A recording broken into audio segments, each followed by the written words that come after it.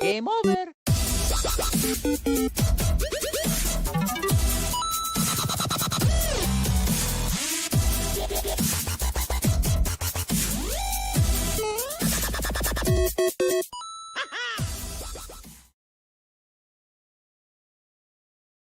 What's up? What is up? What is up? It's Sunday night. You're here with the Average Boys Podcast. It's your boy Crispy, and I am here running solo right now. Triggs is going to be coming on the show in a little bit, and he'll be joining me. Brian's going to be out tonight. And yeah, man, we're just back to it as we normally do. So back on this Sunday night, about to do some fun stuff. Hope you guys are all doing good. Thank you guys for tuning in. I appreciate every one of you.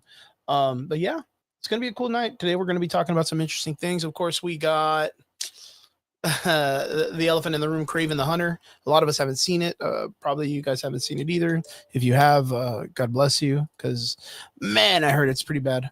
We're going to be talking, of course, the gaming awards, from trailers to people who got awards, and the ones we're looking forward to, the games that are coming out this coming year. And then after that, we're going to be talking about, of course, an MCU return. Of course, me and Triggs will get into that because it has to play into some type of format on how the MCU runs their games or how they run their films and why it's going to make sense and why it's not. And we'll be covering that. How do I sound? Do I sound okay? I have my sound down from last week, but last week it was pretty loud. And then, of course, we're going to be talking about probably the coolest thing that dropped this past week, which was Amazon's series called Secret Level. They had some amazing episodes. It's all based on video games. Of course, they're not like very long individual episodes. They're about 20 minutes to 25 minutes, but very, very cool. It was so hyped. It was so cool. My favorite episode was probably everybody's favorite episode, which was the Warhammer episode. We'll get into that. We'll talk about it a little bit more. But yeah, whoever's out there in our comment section or watching and stuff like that, let us know where you're coming from, and let us know what you guys did this week in nerd news. Let us know what caught your attention or what it is. Of course, everybody's talking about Louis Mingiani. I don't even know his name. Is the guy that apparently the New York assassin that shot the CEO. That was some pretty crazy news that popped off this week. If you guys heard about it, let us know what you think in the comment section. I'd like to know what you guys thought about it. And the other thing that happened this past week that was pretty interesting was oh yeah, there's been like calls in New Jersey, where Brian's from, actually, as a matter of fact, about some drones and stuff that have been caught by cell phone. Of course, everybody's got like the Nokia flip phone from like 1998 that they can't get really good quality of whatever's in the air. I mean, fuck, when a red moon comes out, everybody's got badass fucking video quality of the moon, like surface of it. You can see like the flag, the American flag on it, but like heaven forbids anybody has a good freaking camera when it comes to recording anything in the sky. Apparently there have been, let me see if I can bring up something about it. I don't want to bring up a video or anything like that, but let's go. Yo, what's up, Derpy? Good to see you, my man. New Jersey drones. Yeah, let me pop off of this real quick. Let's go share screen. That's what's real cool. When the guys aren't here, I can share the screen a lot easier. So here we go. So a lot of stuff has been popping off recently about all this stuff. 5 days ago, Pentagon shoots down Iranian mothership. It's wild, dude. A bunch of crazy stuff. Unidentified drones light up New Jersey sky. And all this stuff. What have you guys heard about it? If you guys have heard anything on about it, it's kind of interesting. Mystery drones. Okay, so these are the areas that they've been kind of noticed or whatever. Trenton, we have that here. It's crazy. But yeah, apparently these drones are like car size. Hey yo, what's up, Miguel? What's going on, man? Like I said earlier, guys, I'm gonna be running a little bit solo for the first section of this. I got Triggs coming in. He'll be popping in around I don't know, about 20, 30 minutes. He's just getting out of work. He's going to head home, and then we're going to catch up and do some stuff.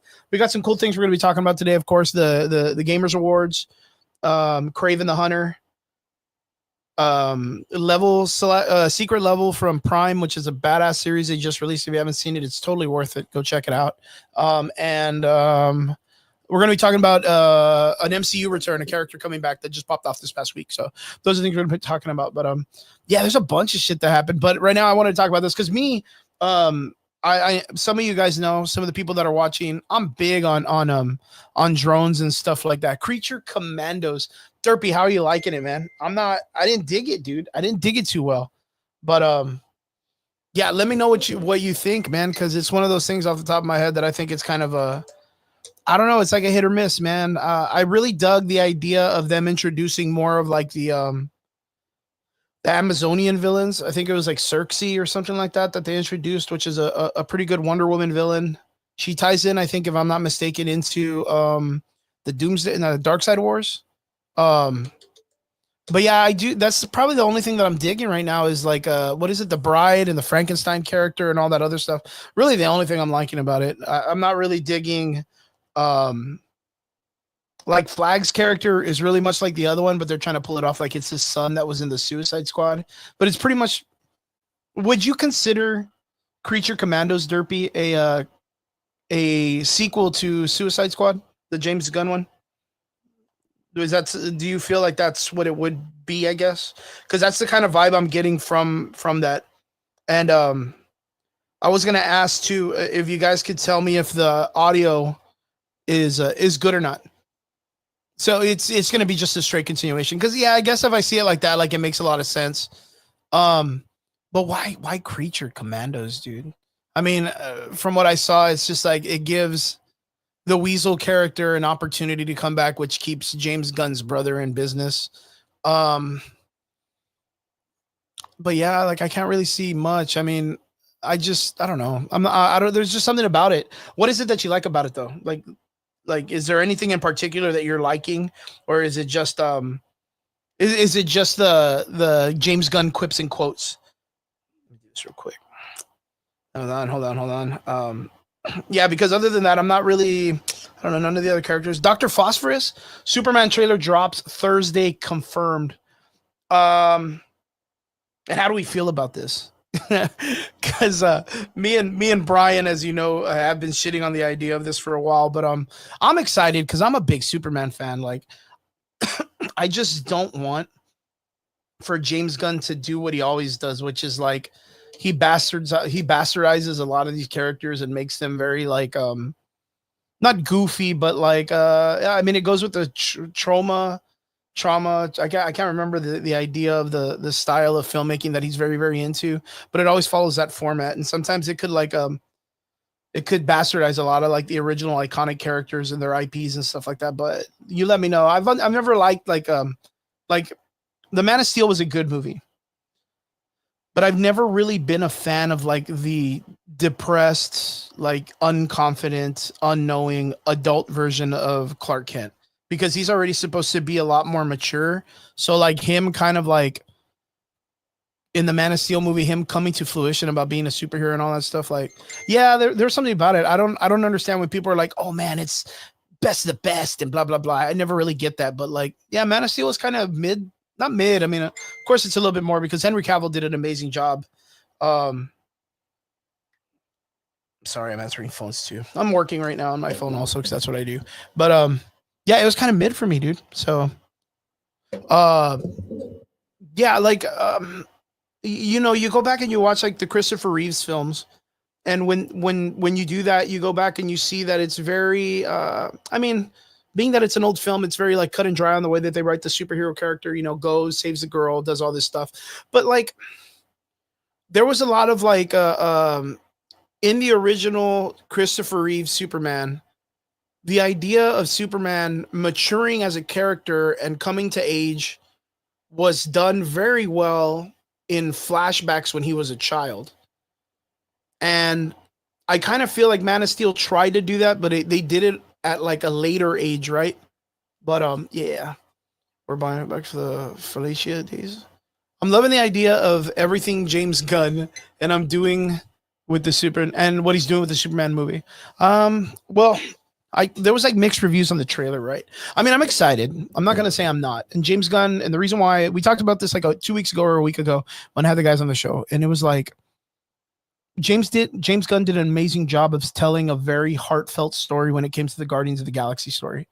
In Guardians 3, we all thought someone was gonna die. And actually no one died. Actually, they actually gained Adam Warlock. And they even, if I'm not mistaken, in a post-credit scene, they didn't even take out the villain. They just imprisoned him, right? They didn't even kill him. But he did such an amazing job with Rocket Raccoon's character. Peter Quill had always already been this like accidental like superhero, even though he's not really a super powered individual. He has his guns, he has his boots that help him fly. He's very witty, very Han Solo-ish, very stoic, very rogue-like character, but he was very charming, man. He was very charming and well written that you ended up at the end of the story at the very end with him and the Guardians, like the way he created a family dynamic out of trickling down from Peter Quill's character and how everybody was like coinciding together as like a group and stuff like that. It did very, very well. But yeah, Superman's character is already one of those people that you already go into expecting this high level of storytelling in the sense of like you already know that he is the hero. He's the Boy Scout. He's the one that everyone we look up to because we want to strive to be as good as him. Same thing like Captain America and stuff like that. But yeah, if we're getting it next week, I'm really excited, man. I mean, Superman's been, I've been, man, I've been bitching at Brian and the guys for so long about how I always thought James Gunn needed to show up at like San Diego or New York Comic Con already with some type of material for the Superman movie. And he never showed up with anything, and it's like finally we're about to get something, and it's about time. Creature Commandos. Did I see the toy leaks? No. What? There's toy leaks? Yo, let's go check this out. Superman toy leaks. He just looks like Chris. There he is, right there, dude. Um, is that supposed to be?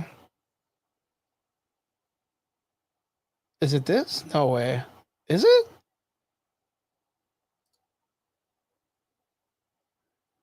Are these the leaks? Hold on, I got you. What?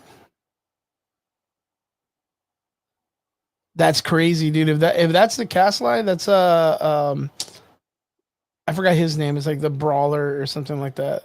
But no, there's no way. The Ryan? No way, dude. There's no way. That's got to be Jason. That's Wonder Woman's brother. Yeah, that's not him because he doesn't have the same belt. But what new toy line leaks? I don't know, man. You're gonna trip me out, man. You're gonna trip me out.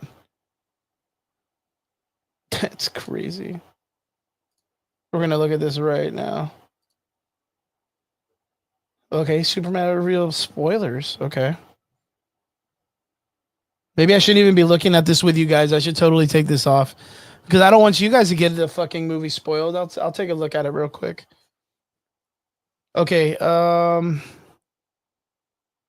Ultraman. What? Superman. Okay.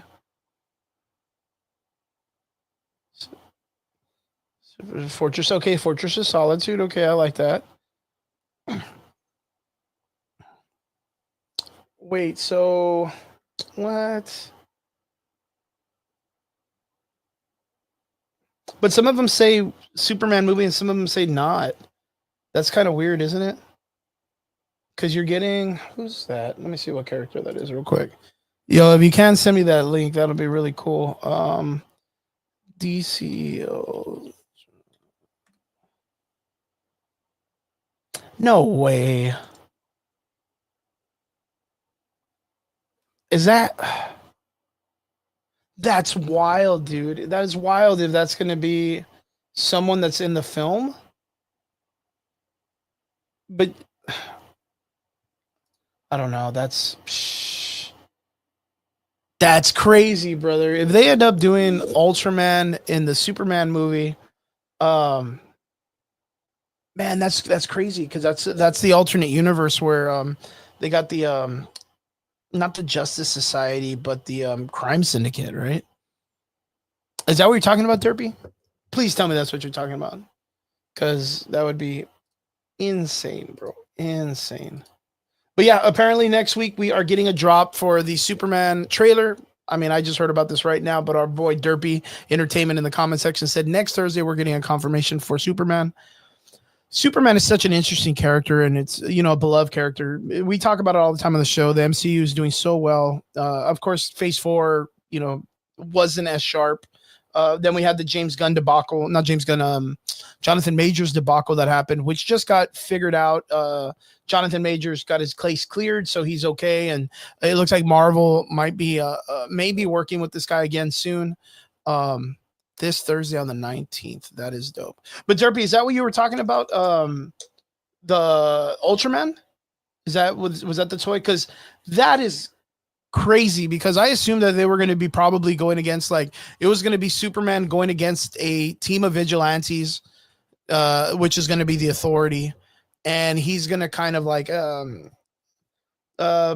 you know, beat them into submission, I guess, or beat them into maturity, because they're going to be like a very boys esque group, maybe even like a Suicide Squad kind of thing, where they're more, or maybe they're going to be like a government team or something. I don't know.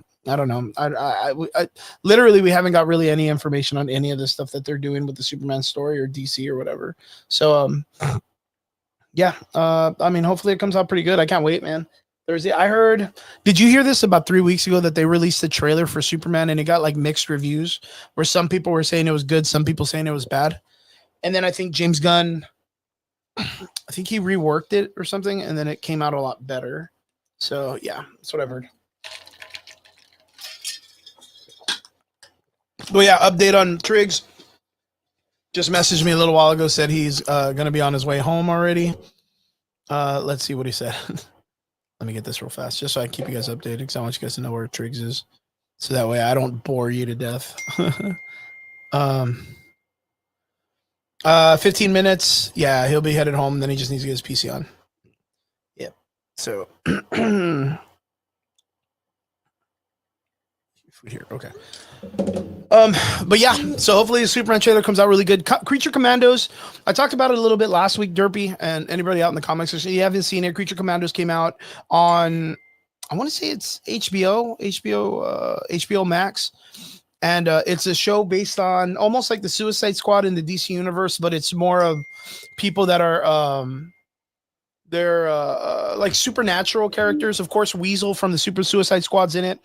You have Dr. Phosphorus, who's this guy that's he glows radioactive. He's a skeleton. He kind of causes radiation and stuff like that. You got Rick Flag Senior, which is the father of Rick Flag from the Suicide Squad, the soldier guy. You have I don't know what the Aqua chick's name is, but she's like Abe Sapien from Hellboy. She's like a fish person. Then you have the fucking the Nazi killing robot. What's his name? DC. What's it called? Creature Commandos cast. What is this? This is fucking wild. Let me see. Okay, there we go. Cersei, Bride of Frankenstein. Oh, Nina Mazursky. The fuck? Oh, Princess Ileana Rostrovic. Oh, GI Robot and Weasel. Yeah, GI Robot. Hey, there's Triggs. What's up, Triggs? Good to see you, my man. Yeah, GI Robot is another one. He's this like robot that was created during World War II, and all he does is like to kill Nazis. So his whole shtick is like, you know, is he a Nazi? Because we're gonna kill Nazis. Like, it's just it's silly. It's silly. But yeah, not too bad, man. Yeah, if you've seen it again, I think it's all right. I kind of consider it like, in the sense of a scale out of 10, I would give Creature Commandos like a 6.5, a 7, maybe. Yeah, I think that's a good name there. Oh, where are you at? Where are you at? Did you send it in? Send it on Instagram or where, dude? Nazi killing robot. Yeah, pretty much. That's funny. Let's go. Insta. Get into it, my man. Let me see. Let me see. Okay, get in there. Get in there. Get in there.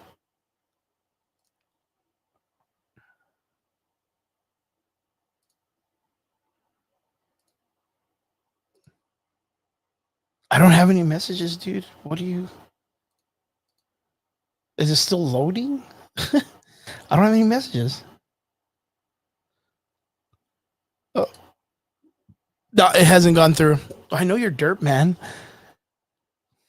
Oh, but you don't send it. You sent it to the average boys, right? Put it in here. Can you put it in the comment section here? Because it should pop up here. But yeah, send it to my Crispy the Average Boys. Yeah, Crispy the Average Boys on Instagram. So send it there and I'll get it right now. But dang, that's crazy, Creature Mandos. So right now it's a series show that's going to be on Amazon on HBO Max. I believe it's going to be. This is an old guy. How many episodes is it going to be? I think it's going to be 9 episodes. Let's go. Let's go. Let's go. Creature Commando TV series. Episode. There's going to be 7 episodes to Creature Commandos. So that's pretty dope. Just had the titles or something like that, so that way we could talk about it. But yeah, like I said, they're on episode 3. Not too bad. If you guys get a chance, go check it out. It's on IMDb. It's on HBO Max. Cersei is pretty solid as a character. Okay, let me check. I'm looking for you, my man. But if it's, I don't have access to the Average Boys Instagram. That's Brian, but Brian's not here with us right now. So let me look you up, dude. I'm gonna find you then. You are Dirt Man.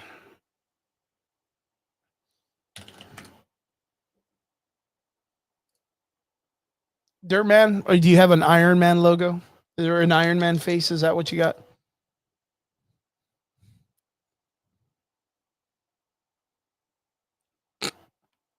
Let me know. Let me know. Let me know.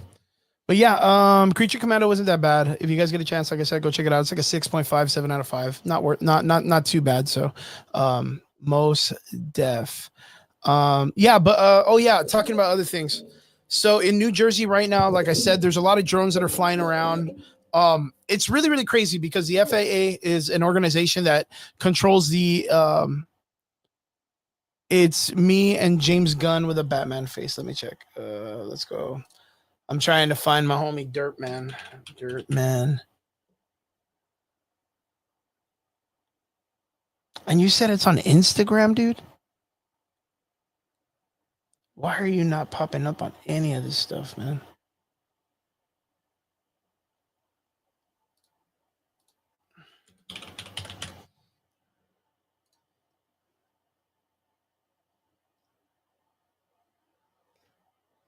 You are a secret agent, dude. I swear to God, because I cannot find you on any of this stuff.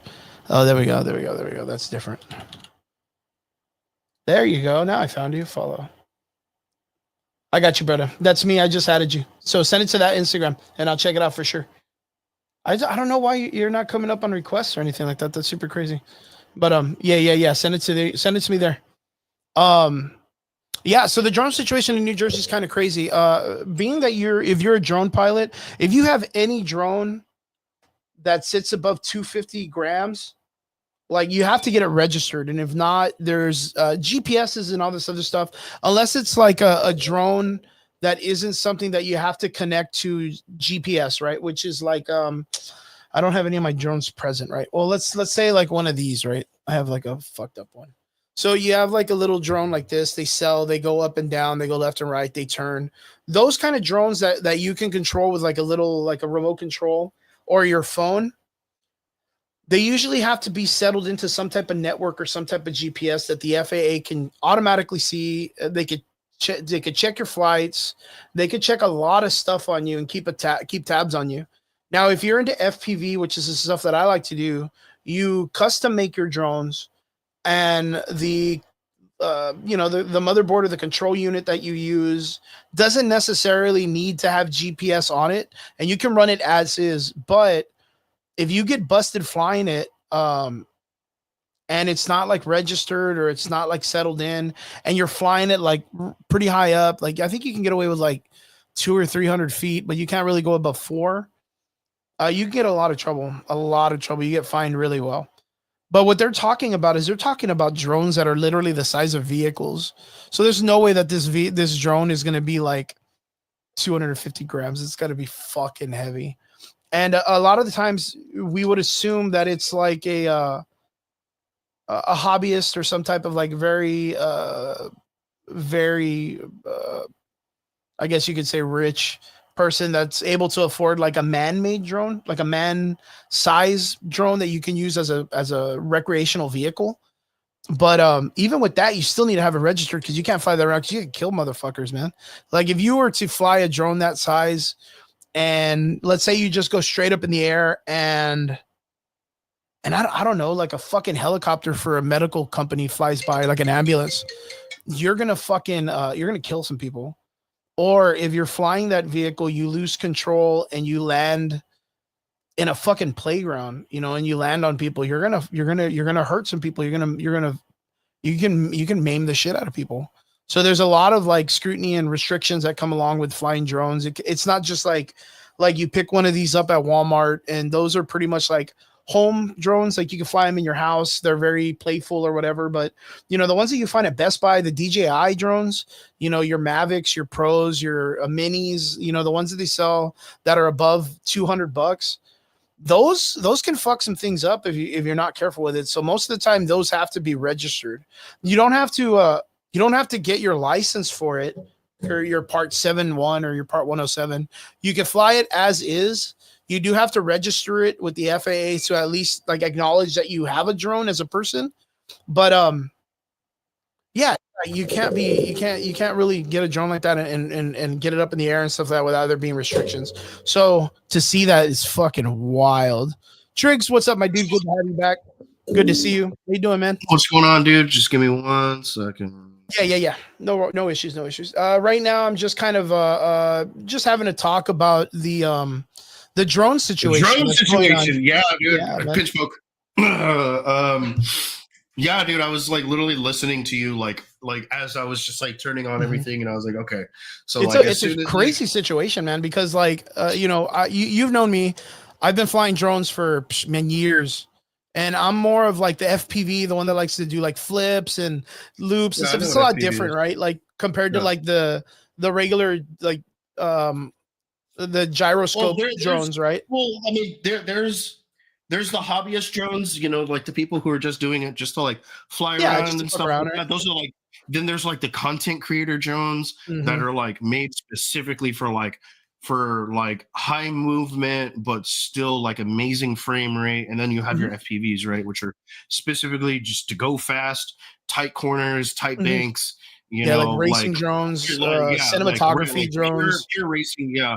But like you said, your cinematography, your content creation drones, like those drones are fucking heavy, dude. Those are like a pound almost. Oh yeah. Well, there's several types, right? Because my dad had the GoPro drone, like when that was still a thing. That was huge, man. And oh yeah, but it was like fun Phantom, shit. Yeah, that's like huge. Yeah, it was fun as fuck to fly though.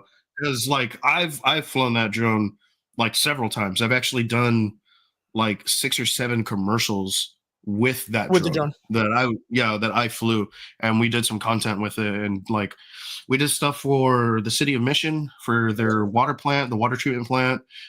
We did something for one of their orchards, and a couple other things, dude. But it was one of those things where like, dude, as far as like content creation goes, man, like those things are sick, dude. It's sick as fuck. Oh yeah.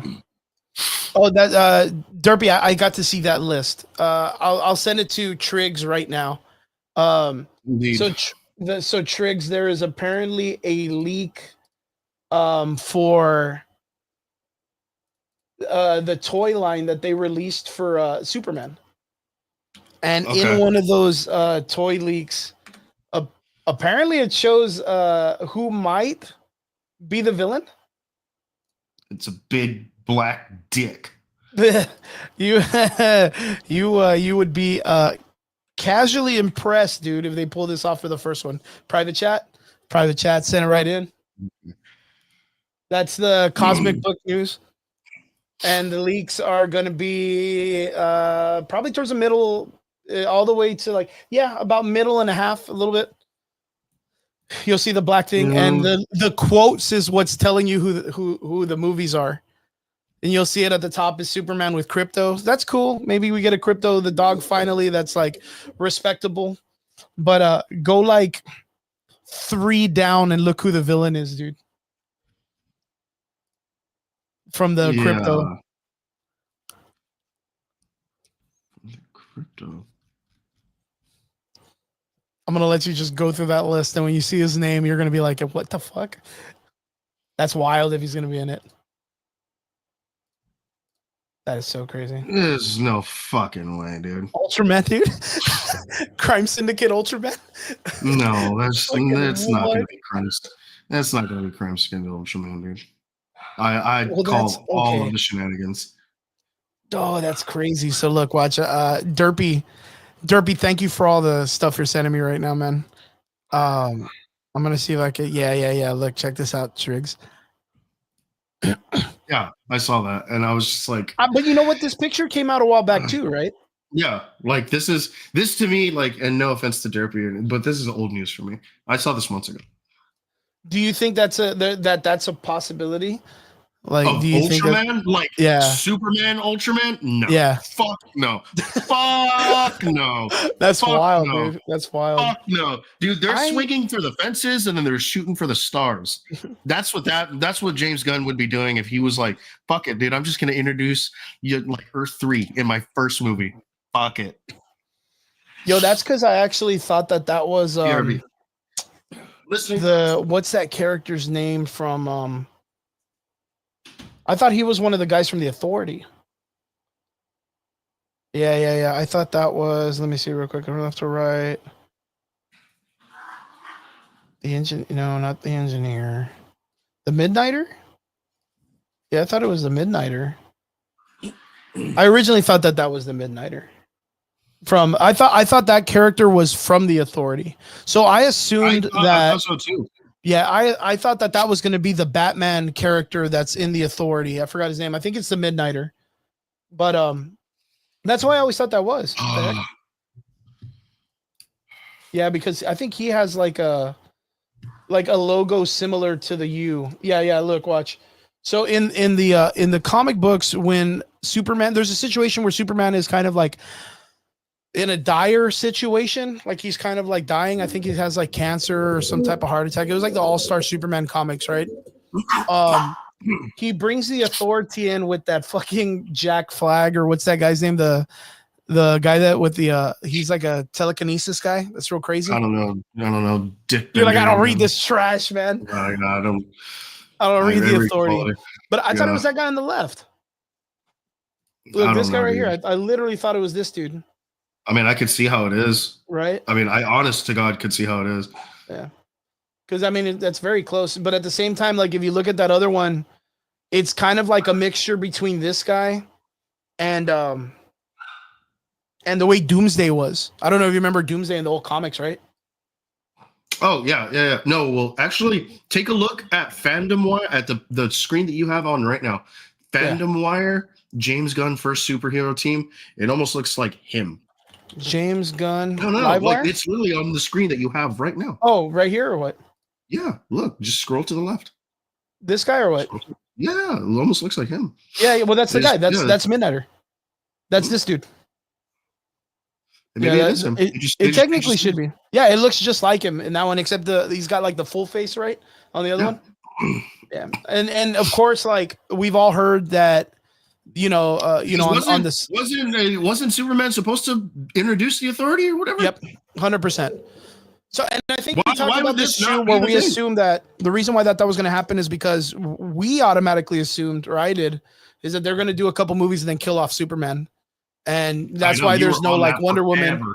You were Bro, on that for fucking ever. They're like, you're gonna kill Superman. They're gonna kill yeah, Superman. I was like, they're not gonna fucking kill I Superman. knew it. There's They're something about it they're that I just not gonna know. kill Superman. They're not gonna kill Superman. And you're like, no, dude, I'm channeling my prophet powers right now. They're gonna kill Superman. I want to just pray to the gods. I'm gonna pray to all of them, every one of them, in all the pantheons, that they don't try to kill Superman. I would be so upset, dude, if they ran that shit. Why the fuck would they kill Superman in the first fucking movie? That makes zero sense, dude. James Gunn is one of those guys that just he bleeds weirdness, dude. Yeah, okay, but if that was the case, then he would have killed Star-Lord, and Chris Pratt would have never like been in any of his other movies. Yeah, that's a good point. Well, I mean, we all assumed that he was going to kill someone in the fucking Guardians, and he never even touched anybody. It was just Rocket was close, but that was about it. Hey, man, he got real close. Have you seen? Oh, you know what? As a matter of fact, talking about Superman, they did the season finale of Lois and Clark. Oh, dude, it was so fucking good, so fucking good. Oh my! How was it God. So good, dude? Like that is like the perfect ending to the fucking Arrowverse. I thought that was like, oh man, the best. I cried like a. Okay, good, because I wanted to make sure I wasn't the only dude crying during that film. Dude, I was fucking sobbing, bro. I was bawling, dude. Sobbing, dude. It was too good, bro. Like, especially the first time I died, and then blah blah blah. Oh yeah. The second time I died, dude. And you know what? You know what was super crazy to me, and I thought that it was him, but all the shots that they got of him. Like they show his face, but he's kind of out of focus. So the guy that they get to play Jonathan, if I remember correctly, the guy, no, the guy, the older actor for Jonathan, was the main actor in Grimm, and it's super funny because Elizabeth or Bitsy Tulloch, that was like her like boyfriend in the show. So I thought, like, to me, that was like a nice little rep. Like, oh, cool. Like, he's in the show. Let me get his name, dude. Dave Giantoli. Mm-hmm. Giantoli. Yeah. Here, I'm fucking sending it to you right now. This guy. Private message.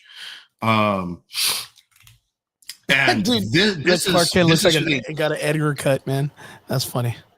Who?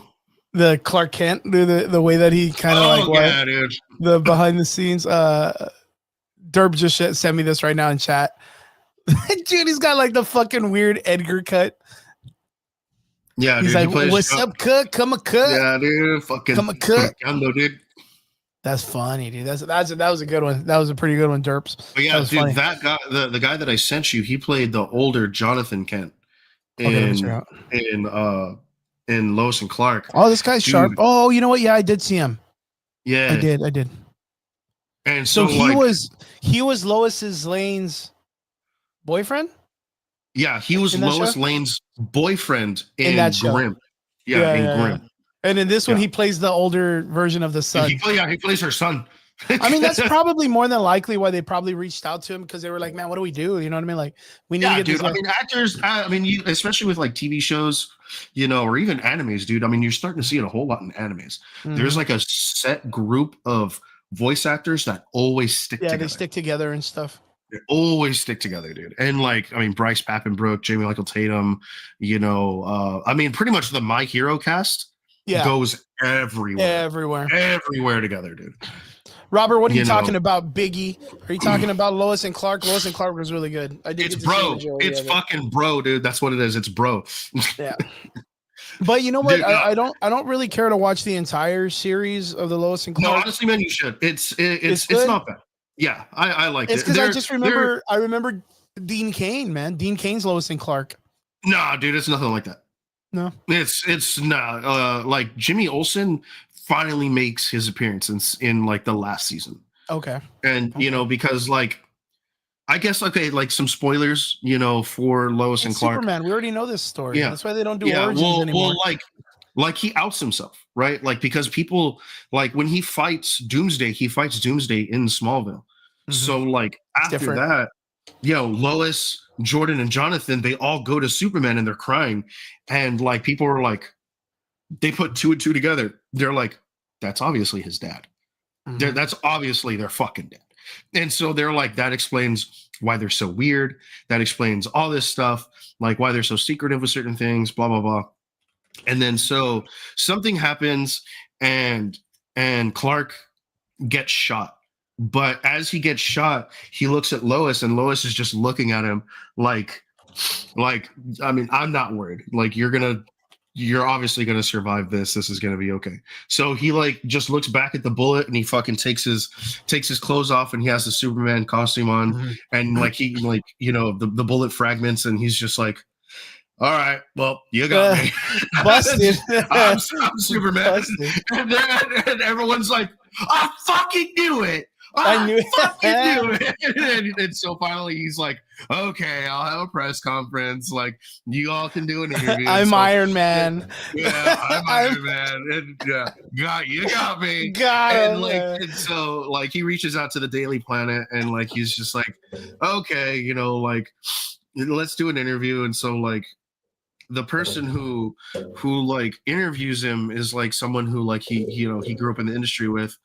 But her brother is Jimmy Olsen, and oh, cool. He is that kind of like the intro? No, but like the intro is that like he basically like loses his friendship with Jimmy Olsen because like he like every time he was supposed to do something with Jimmy, he had to go do something else, and so Jimmy puts two and two together, and he's like, "You're Superman," and he's like, "No, dude, like I'm just always busy." And so he was just like, okay, like if nothing bad happens tomorrow and you're not here, I'll know that you're not Superman. And so nothing bad happens, but he still doesn't go to like solidify that he's not Superman, right? And so like he invites Jimmy back, to Smallville, and he's like, hey man, I'm super sorry. Like, and he's like, I can't do this anymore. I fucking knew it, dude. That was like, I don't know if you remember, man, because it's like such an old movie, but like Superman 3, the movie, when he fights the sun villain. Oh yeah, the Radiation Man or Nuclear Radiation Man, yeah. You remember he goes on a date with the blonde-haired girl that buys the Daily Planet, and Lois and him are meeting up also. So he's like running and flying out the building and then going up the stairs, and then I got to go to the bathroom and then coming out the window. And he was always doing that. It was funny. That was a real funny scene, man, back in the day. It's real bad right now. You're like, man, this guy's gonna get busted so fast. Yeah, but, dude. Like, well, it's not even that. It's like. And the way that he explains it, he was like, it was obviously a whole lot easier to hide who I was because in like in Metropolis, he's just Clark Kent. There's so many people. There's a lot of people. It's easier, that's easier for him to hide. But in Smallville, he's just Clark Kent. And it's super easy for him to hide because, well, everyone knows Clark Kent. Yeah, everyone knows everybody. Everyone knows him. Everyone knew his family. So it's easier for him to like. But now he has kids. Now he has kids with powers, and now his superpowered kids are doing stuff. And like, and then at the end, they do the picture or the the Superman family. Holy fuck, dude! I was blown away by that. Dude, Steel looks good. Steel looks way better than Shaq, dude. Way better than Shaq. Oh, dude, Steel was the first guy that he fights. Like for a lot, for a long time.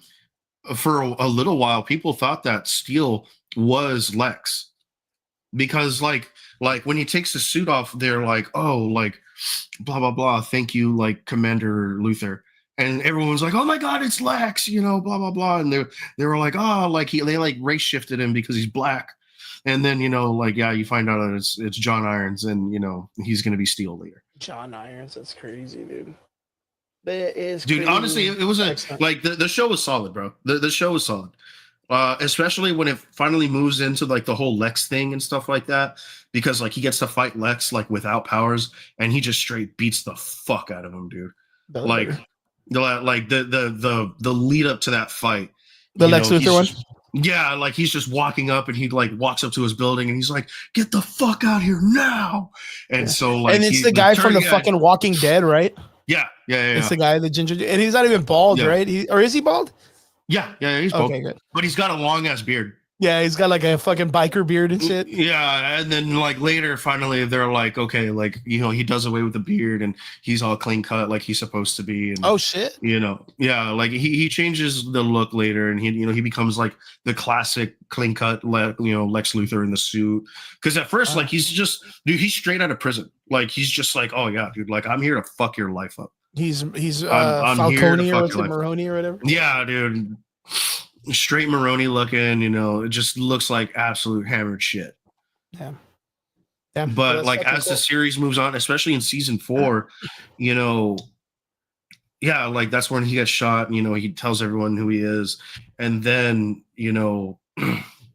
but I kind of liked what they did with Doomsday, because like in every Superman show they have an iteration of Doomsday, but it's always different. Like there's like there wasn't like in Krypton. I think Krypton was like the only true actual iteration of Doomsday where it was like an ancient being that was trying to like fuck up Superman, except Krypton dealt with like his grandfather or whatever. Yes. But in this one, the way that it's handled is that Bizarro turns into Doomsday. And I actually like that idea because Bizarro is such I think Bizarro is such a great character to open up a lot of ideas with. Because of course, like the way Outlaws runs Bizarro, right? The comic book series Outlaws is they've made it to where Bizarro's like this really cool anti-hero, and he's like the anti-hero antithesis to Red Hood and Power Girl, right? So like they're really that comic book is super cool, super fun, and Bizarro plays such a great like tank character for their group, and him and Red Hood create such a really good dynamic of like a friendship together, right? So it comes out pretty good. So Bizarro, we see like the concept of it with like, you go back to the Justice League Snyder cut, right? You see that there's like undertones of then with Zod. Then he turns into like the Bizarro character, and then he turns into Doomsday later, right? And they kind of mess with that idea. Zod goes straight into Doomsday, right? Like there's no real like shifting into Bizarro then Doomsday. Like, well, but just the idea of him being created by Lex Luthor, like because because Doomsday had nothing to do with Lex Luthor. You know what I mean? Like it was just like he was created by another group of people that got killed off by them and stuff. You're right, man. You look like... Yeah, no, there's something fucking going on inside my apartment, dude. Sounds like gunshots or fireworks or some shit, dude. Fuck it, dude. I'll have to deal with the dogs. But no, man, with this one, they introduce Doomsday in the way that they did in the comics. They just constantly killed him. But what they did is like there's this thing called X-Kryptonite, and like just to like cliff note it is that like X-Kryptonite was basically like a power inducer for like non-powered people, right? But for Superman, like it had weird effects. Anyway, they like put X-Kryptonite into Bizarro and then would kill him, and X-Kryptonite would grow over him. And as X-Kryptonite started growing over him and they just kept killing him, Doomsday. Is it like an organic? Is it like an organic kryptonite? No, it's a raw. No, it's more like synthetic. And so like it, because like it also came from like Earth X or some shit like that, and we're okay. like it was basically like the Cancerverse. Like everyone was like, it's basically like Earth 3, kind of. Think of Earth 3. And that's how like sort of like how it went, except Superman is still a hero. He's just, a huge douchebag. And like he's all about the fame and blah blah blah. But that's like how they handled that. And yeah, like as Lex would kill him more X-Kryptonite would grow over him. And so by the time you know it, you had a fucking Doomsday that can't die. Because as he dies, he just gets more X-Kryptonite growing over him, and it brings him back to life. And there you go. I get that. That's crazy, man. Shit, I didn't even know they went that direction. Because you got Red Kryptonite in the comic books, but it doesn't form that way, right? Yeah, no. But Yeah. but I cheated a little bit. I didn't get to see the Lois and Clark series, but I did watch the ending because, of course, like most of them are pretty Well, much gonna be even the then, same. like if you don't know how uh things came to be, like you kind of like You get are the idea. left like, well, no, like you're left kind of like, especially for you, like you may not know how it is that he dies the second time, or even why he's even Mhm. able to, because the second time, like he's dying because he's growing old, and the reason that he's growing old is because he had to have a heart transplant, Mhm. right? And When he someone died, like, donated it, right? yeah, but the person who donated it was Lois's dad, and Lois's dad had a heart that had X kryptonite imbued on it. So because it had kryptonite, or like it had like like Kryptonian DNA infused with it, Oh, it shit. would work with Superman's body. So he was able to use it, and it gave him his powers back. But Oh, because shit. it's a human heart, It it wasn't will going to be strong eventually enough. fail.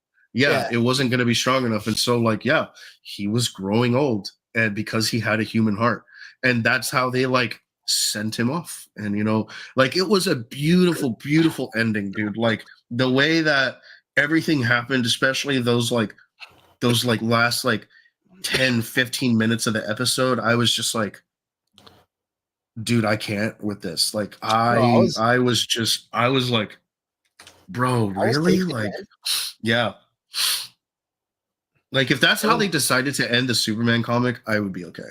Like I mean, 100 I would years be, of, but then again, it's like All Stars, right? You remember All Star yeah. series was almost the same thing, except that he ends up getting imbued with too much radiation from the sun, and it ends up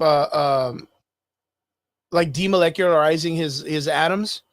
So it's almost like he's going nuclear, like throughout his phase. So like at the ending of his life, he's putting all these wrongs right, and then that's when he establishes the authority, gets them up to par with being better superheroes, so that when he dies, he knows that the world is going to be okay and taken care of. So like Yeah. that's always like the legitimate Superman's not going to be around for so much longer if you want to say it like that. So Yeah. yeah, but I enjoyed it, man. I saw the ending, and I was, I didn't, like I said, I didn't get to watch the series, but I do understand the Superman story, and I understand when it makes jumps and shit like that. But man, I was tearing up, man. It was crazy. It was Oh yeah, crazy. I dude. saw this, Nah, and then to like know that like what an interesting story. It would have been kind of interesting to see a little bit of it, but like they just barely like just sprinkled a little bit of the story of like after Lois's passing. yeah. Like, because what do you do with Superman when Lois isn't around? Like And that as a that's comic why book I kind reader. of liked how they handled it. They're like, he was like, all right, man, like I'm retired. Yeah, Like pretty I'm gonna much. let Yeah, I'm gonna let the kids take over. Like they got it. And like John Irons has got it, his fucking kids got it. My kids have got it. Yeah, we'll be fine. yeah. There was a part of me that like I just wanted to know because of the fact that in comic books and been reading for so many years. Like it's like a peas in a pot. Like you cannot have Superman without a Lois Lane. Like throughout Yeah, I thick mean, and even thin. absolute Superman right now. I mean, Yeah, Lois like they Lois is in even it. put her on the whole other side of the spectrum, and the Yeah, moment they connected, they instantly needed each other. yeah. Like it's And wild, he bro. and he like immediately goes into saving her and goes into Mhm. like protecting her and making sure like, hey man, you're cool, right? You're good. Yeah, we're You're good. And fine. she's like, I got you, alien scum or whatever. Yeah, Yeah, and she's he's super like, mean with him and shit. yeah. So this is why I have a problem with you people. What do you mean, you You people? people. Yeah, that's pretty funny, dude. But yeah, I got to see the Lois Lane ending. I thought it was pretty sharp, coming into this idea of getting a Superman trailer next week on a Thursday. Um, really gets me excited to see what they're gonna do. James Gunn, he produced Dude, Guardians honestly, 1, 2, I and don't even 3. think we're gonna get a trailer. I bet we're gonna get a teaser. I mean, it would make sense either way. Yeah, So like I like for everyone who's like, we're gonna get a trailer, and I'm like, bro, you're gonna get like a 30-second snippet. 30-second. Yeah, of like him like maybe punching something or Hey, I'm about it. flying, and yeah, I'm about it because I've been waiting for it since last year's San Diego Comic Con for him to at least have yeah, something, right? We saw all the pictures and all the shit show of like all the costumes behind the scene of not looking good. So, yeah, I'm about it. If he gives us just a little bit, I'm good. I'm all Yeah, right. man. All I know is he has underwear again, so that's weird. Yeah, he has his underwear on the outside this time. So, Yeah. back to Okay. basics, baby. Yeah, right. I mean, Fucking other than that, loser. it's the Kingdom Hearts that kind of gets me, dude. That's the one Dude, that's like, man, have you heard the news going on with Kingdom Hearts 4? no, the game. So yeah, the game. Okay, tell me. There's I need to know. there's Word some in the news store. coming out with Kingdom Hearts 4. So Kingdom Hearts 4 is going to be like the ending of the mainline story, and then like everything else after that is going to be like a new story. Yeah, they need to, man. They need to end it. They should have ended in the last game. They technically did. Like everything that happened, like everything that like kind of needed to happened, right? Like all the Ansems and Xehanorts, they're all being like they've all been like dealt with, right? And all that weird multiverse shit has already kind of like ended. But now it's like the overarching story. It's like in Bleach, they dealt with the Eisenarch. Now we're going into like why everything happens the way that it happens. Like everything that's supposed to happen, I guess, is going to be like 1,000-Year Blood War arc or some shit. Is it going to be like fucking? Is it going to be the new Final Fantasy or what? I don't think so, dude. Because like you also have to remember, every Final Fantasy is a standalone game. Like none of them connect to each other, except if you're playing Dissidia. Yeah. But none of those stories connect to each other.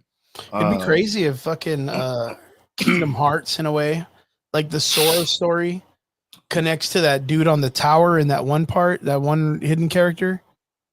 It does actually. No, I know it does, but like, and then that character connects to the Final Fantasy 15 or whatever, the King's Glaive or whatever. Oh, so they've sort of hinted that could have been a thing. That hey, like that's they interesting, were, man. Because that was kind of gonna be a thing, but they were like, nah, we've already got like we're a little too close to the Final Fantasy side, and they're like really fucking wanting to.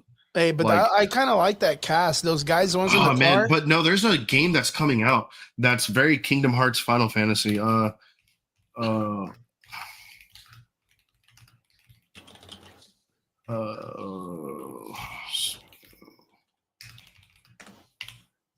then they just relieved Clive Rosenfield from Final Fantasy. Yeah, he's gonna be in Tekken 8, dude. Yeah, into Tekken. That's right. I was like, turns into fucking Soul Calibur, dude. And that's because the other character from the King's Glaive one was in Tekken 7, I think.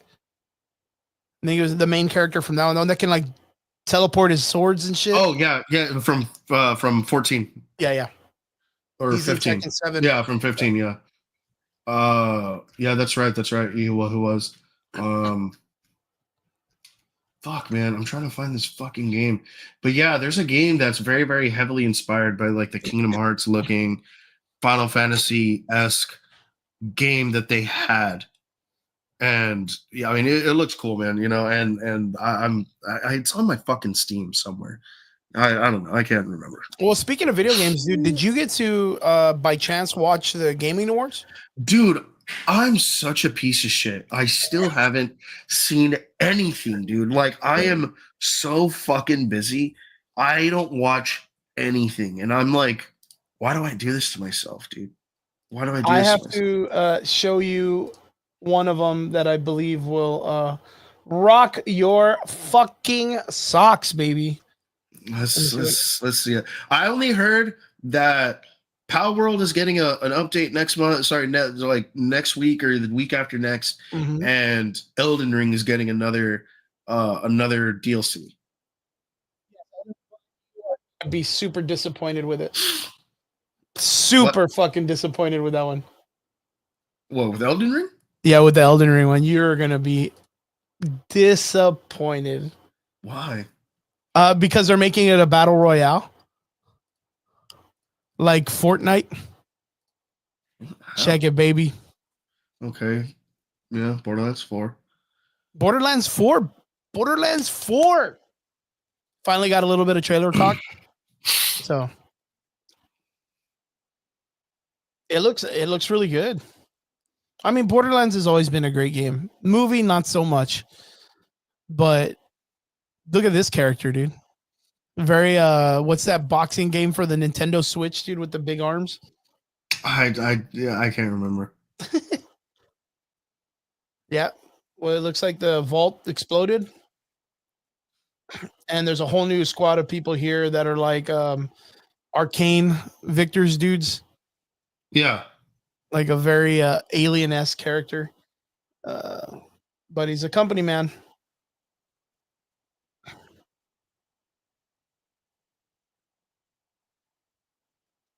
I mean, it's just going to be everything that we expect from Borderlands, which is good. Were you ever a big fan of the Borderlands series? Not as big as like I've seen other people, but like I've had fun with the series. Yeah, the Borderlands series is so sharp. I love it. I'm excited. This whole cast of people looks fun. Yeah, you can't go wrong. You can't go wrong. What else did they have? The Elden Rings, right? So the Elden Rings trailer. Well, Rivals they expected. This is the other one, Intergalactic, the Heretic Prophecy. It's by who's the fucking company though? Naughty Dog. Naughty Dog's making like a Star Wars Outlast or the Outlast or Outcast or whatever. Okay. They're making one based on a bounty hunter. So that one looks all right. They have what else do they have? Cat Lee, you get to play a cat. Let's see if I could find Turok, dude. Did you see that? You didn't see the you remember Turok? Yeah. Turok is God, Turok is so good, dude. I've played some of the first or second one, and then the new one I played quite a bit. Was it any good, the new one? Yeah, dude, I liked it because he's Native American. Yep. Still in the same format. Still like a native dude going after dinosaurs. But it was cool because like the guy who's training him, like he like beats the fuck out of somebody, and he was just like, the way that you're built is like this. He was like, but you don't look like you would be like this. He was like, your aggression patterns are kind of like this. So you're probably he was like, you're probably this tribe, aren't you? And he was like, yeah. And so he was just like, got it.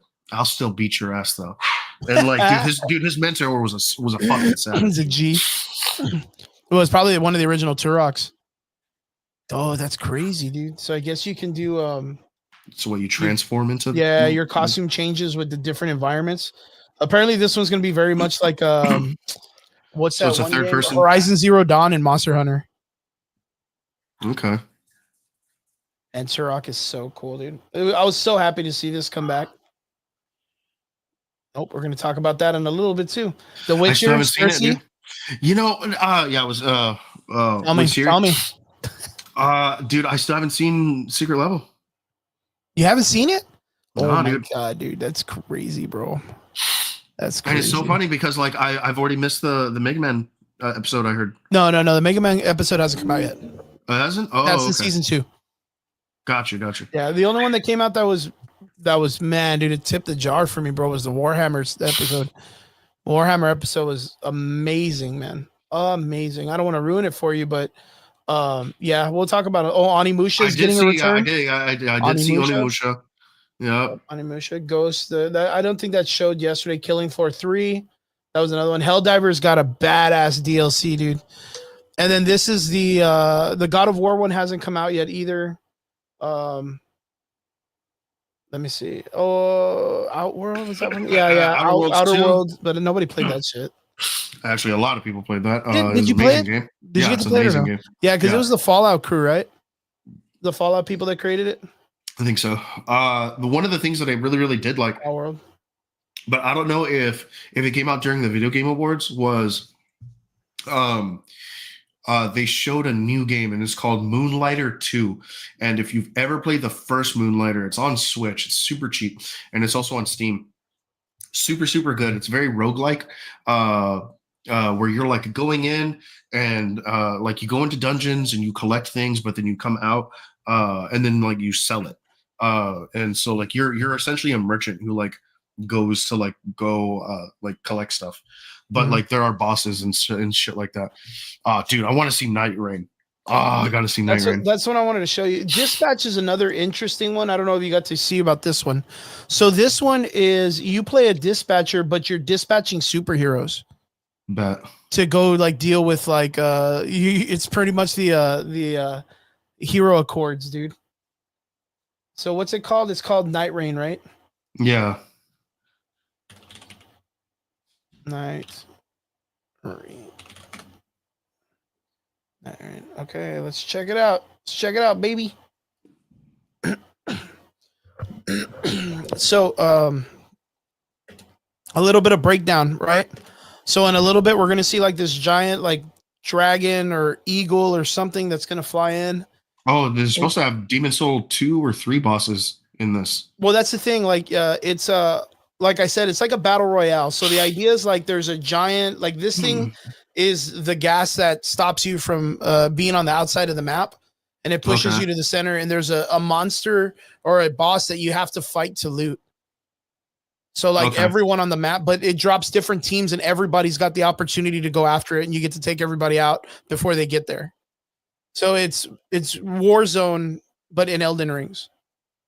This is going to be so bad. Or it's Fortnite. It's Fortnite and Elden Rings. What up, Eels? Good to see you, man. Cannot wait. You're gonna want to wait for this game because it does not sound good. Does not sound good. That's the battle bus. Nice. So that's your glider, dude, for Fortnite. Nice. That's your glider. Look, we have a cameo from one of the original Munchkins from The Wizard of Oz. Yeah, the one hanging. Yeah, and that's the PvP part, right? Which is it's fucking Fortnite with hand weapons, and then you got to go after a boss or whatever.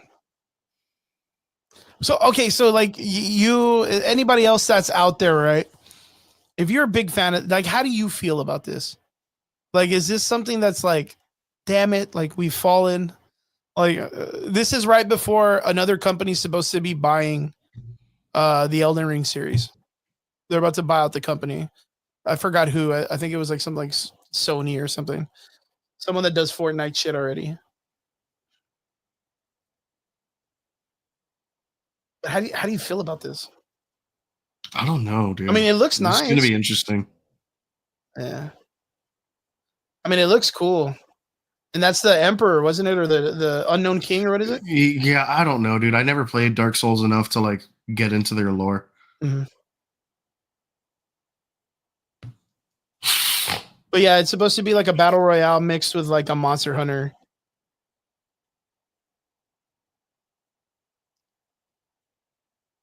So I'm guessing these are going to be like app events that you can go out to and do and loot and get all this stuff.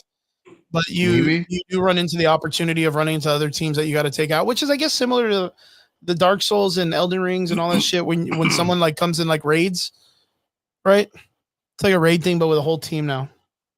So, what do you think, man? What do you think?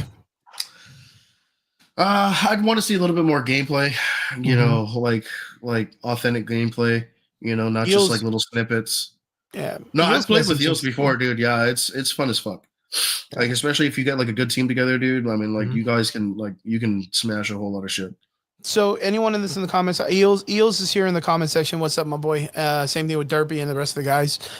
This game is supposed to play like a battle royale, but with Elden Rings. It has a drop in. It's got loot. It's got a team of 4 or a team of 3. You go in. The map pushes you to the center, and yeah, this is what it's going to be. So it's going to be very much like a Warzone / Battle Royale, Fortnite, PUBG type of vibe, but in the Elden Rings universe. If that's something that interests you, let me know in the comment section. Trigger, let me go back to you. So now that we've broken that down, got everybody caught up, like, tell me, like, you're a fan of this series.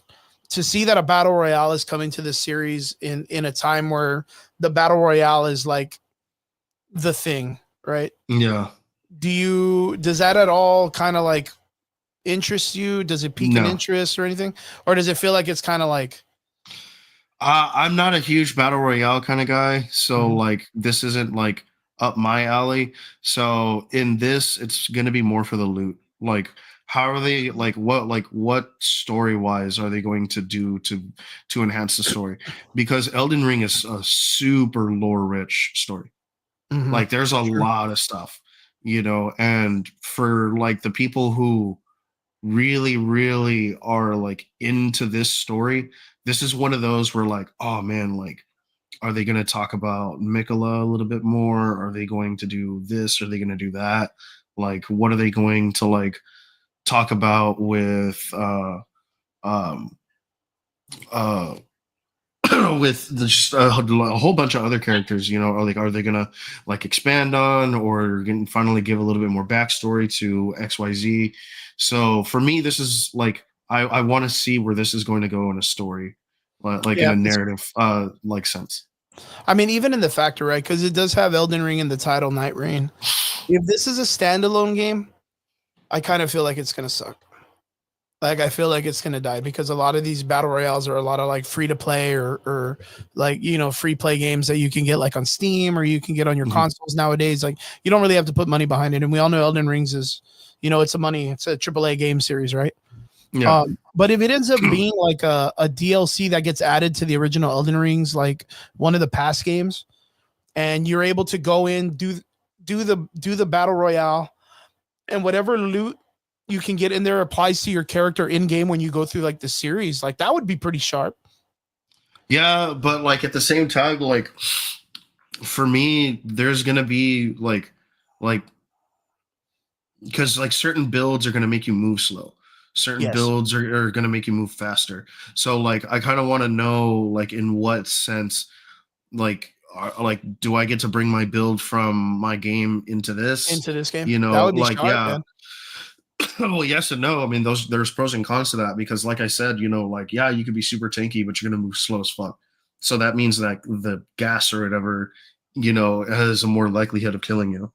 Yeah, Like, or what if it's like more PvP based that you're like building up to, and because of that, you have like I'm honestly not sure. There's a lot of questions that I have that I'd like to see like get answered before I like really commit to like, oh, okay, this could be cool or this could not be cool or something like that. 100%. Eels in the comment section says, to be honest, the Monster Hunter aspect. Let me get this. He puts, oh man, come on. There we go. The Monster Hunter aspect is awesome, but the BR is ass. That's a good Yeah. point.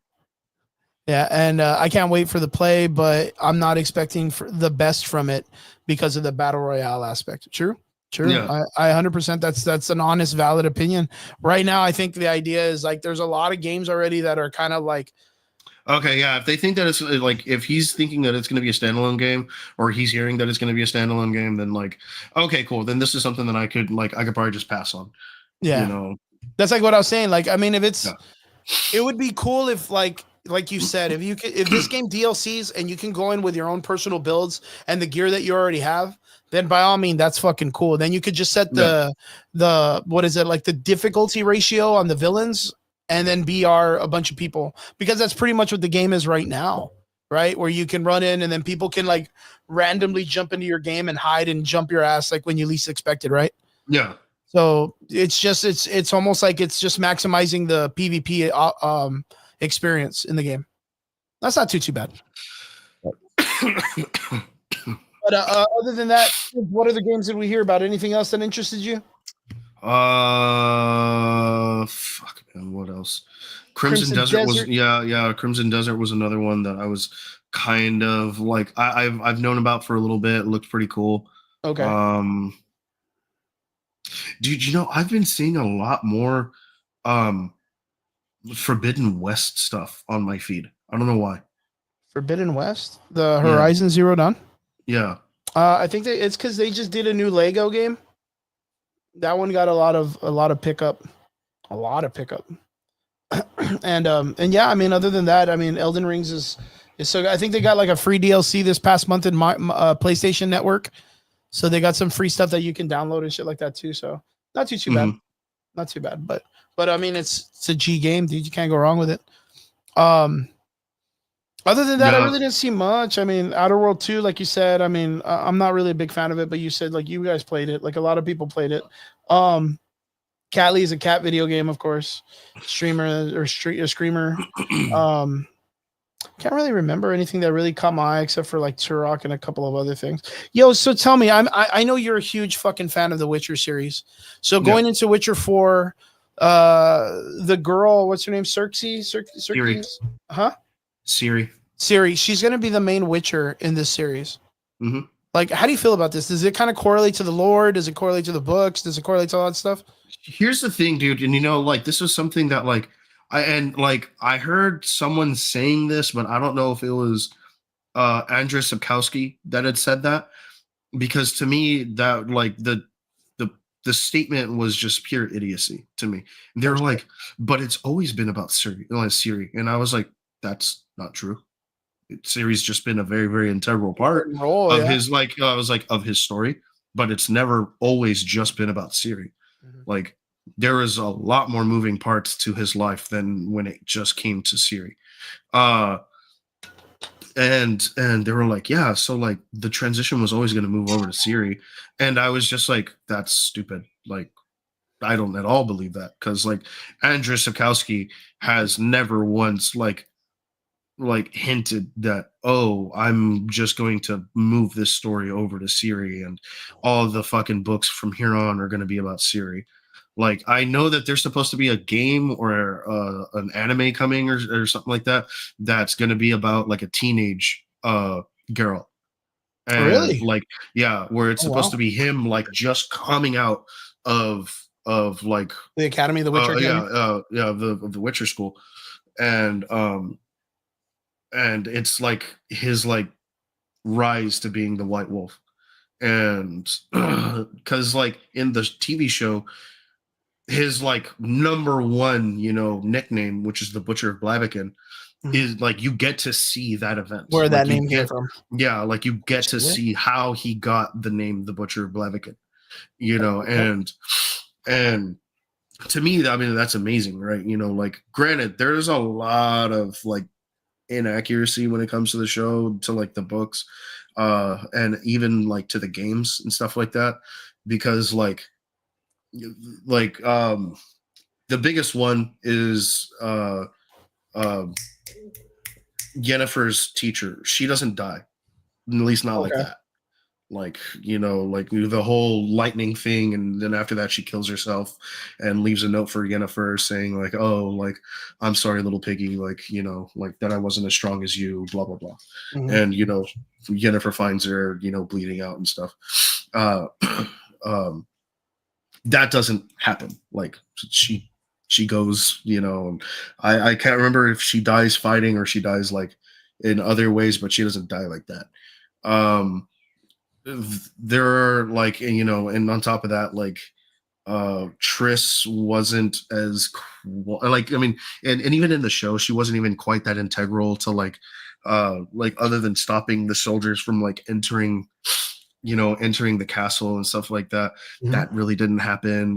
Like, she wasn't super duper important. Yeah, she wasn't like a big, she was more like a supporting cast, right? Yeah, and like, Yennefer being like, she finally channeled like fire magic and stuff like that. That did happen.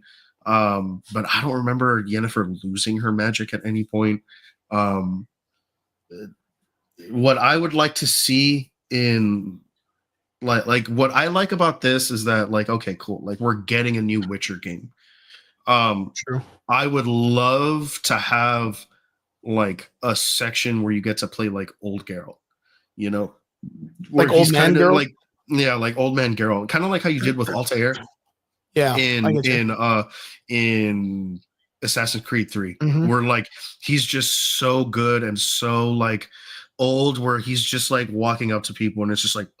Or that would be like a God of War, right? Like what they did with Kratos, like where he's like this like father figure now. He's very like, but that, like, he's like no less, Oh yeah, dude! Like, you look at fucking Kratos is fucking dominating everything in the God of War. Dude, series, I mean, right? the guy took down. But he's just like, he doesn't do any like young guy shit when it comes to the way he's like aggressive or over aggressive or overconfident. He's kind of just like in the God of War game. He's just like, hey, I have a son. I just want to hunt and be left alone. Like, just fuck off or whatever. And then when you push his buttons, like, he's like, fine. I'm gonna kill you, but I don't really want to do that. But you force my hand. You know what I mean? Like, and that's why I really, really liked Valhalla or Ragnarok. Yep. You know, when it came where it was just like, you know, where Thor finally gets him to like pushes the right button, and the old Ghost of Sparta comes back, and he's Yep. like, "Yep, there he is." 100%. He was like, "You bring that guy next time," and he was just like, "All right, well, I'm out." Wing. Yeah, it takes out. He's like, yeah. Yeah. That's the dude. That's the dude. Yeah, that's the guy. That'd be cool. You know. Yeah. As a matter of fact, to see Gerard like Geralt like, Geralt. at that age, like, and being like the senior veteran, like that's maybe like he's retired. He lives like on a ranch somewhere. Like, he's not really like, hunting. The way that I'm seeing it is like he's kind of taking the Vesemir role, where he'll probably start training the new Witchers. But even then, even in 3, I don't even think they had they no longer had a way to make new Witchers. In the show, they do now. They have way to make Witchers again, and WTF to that.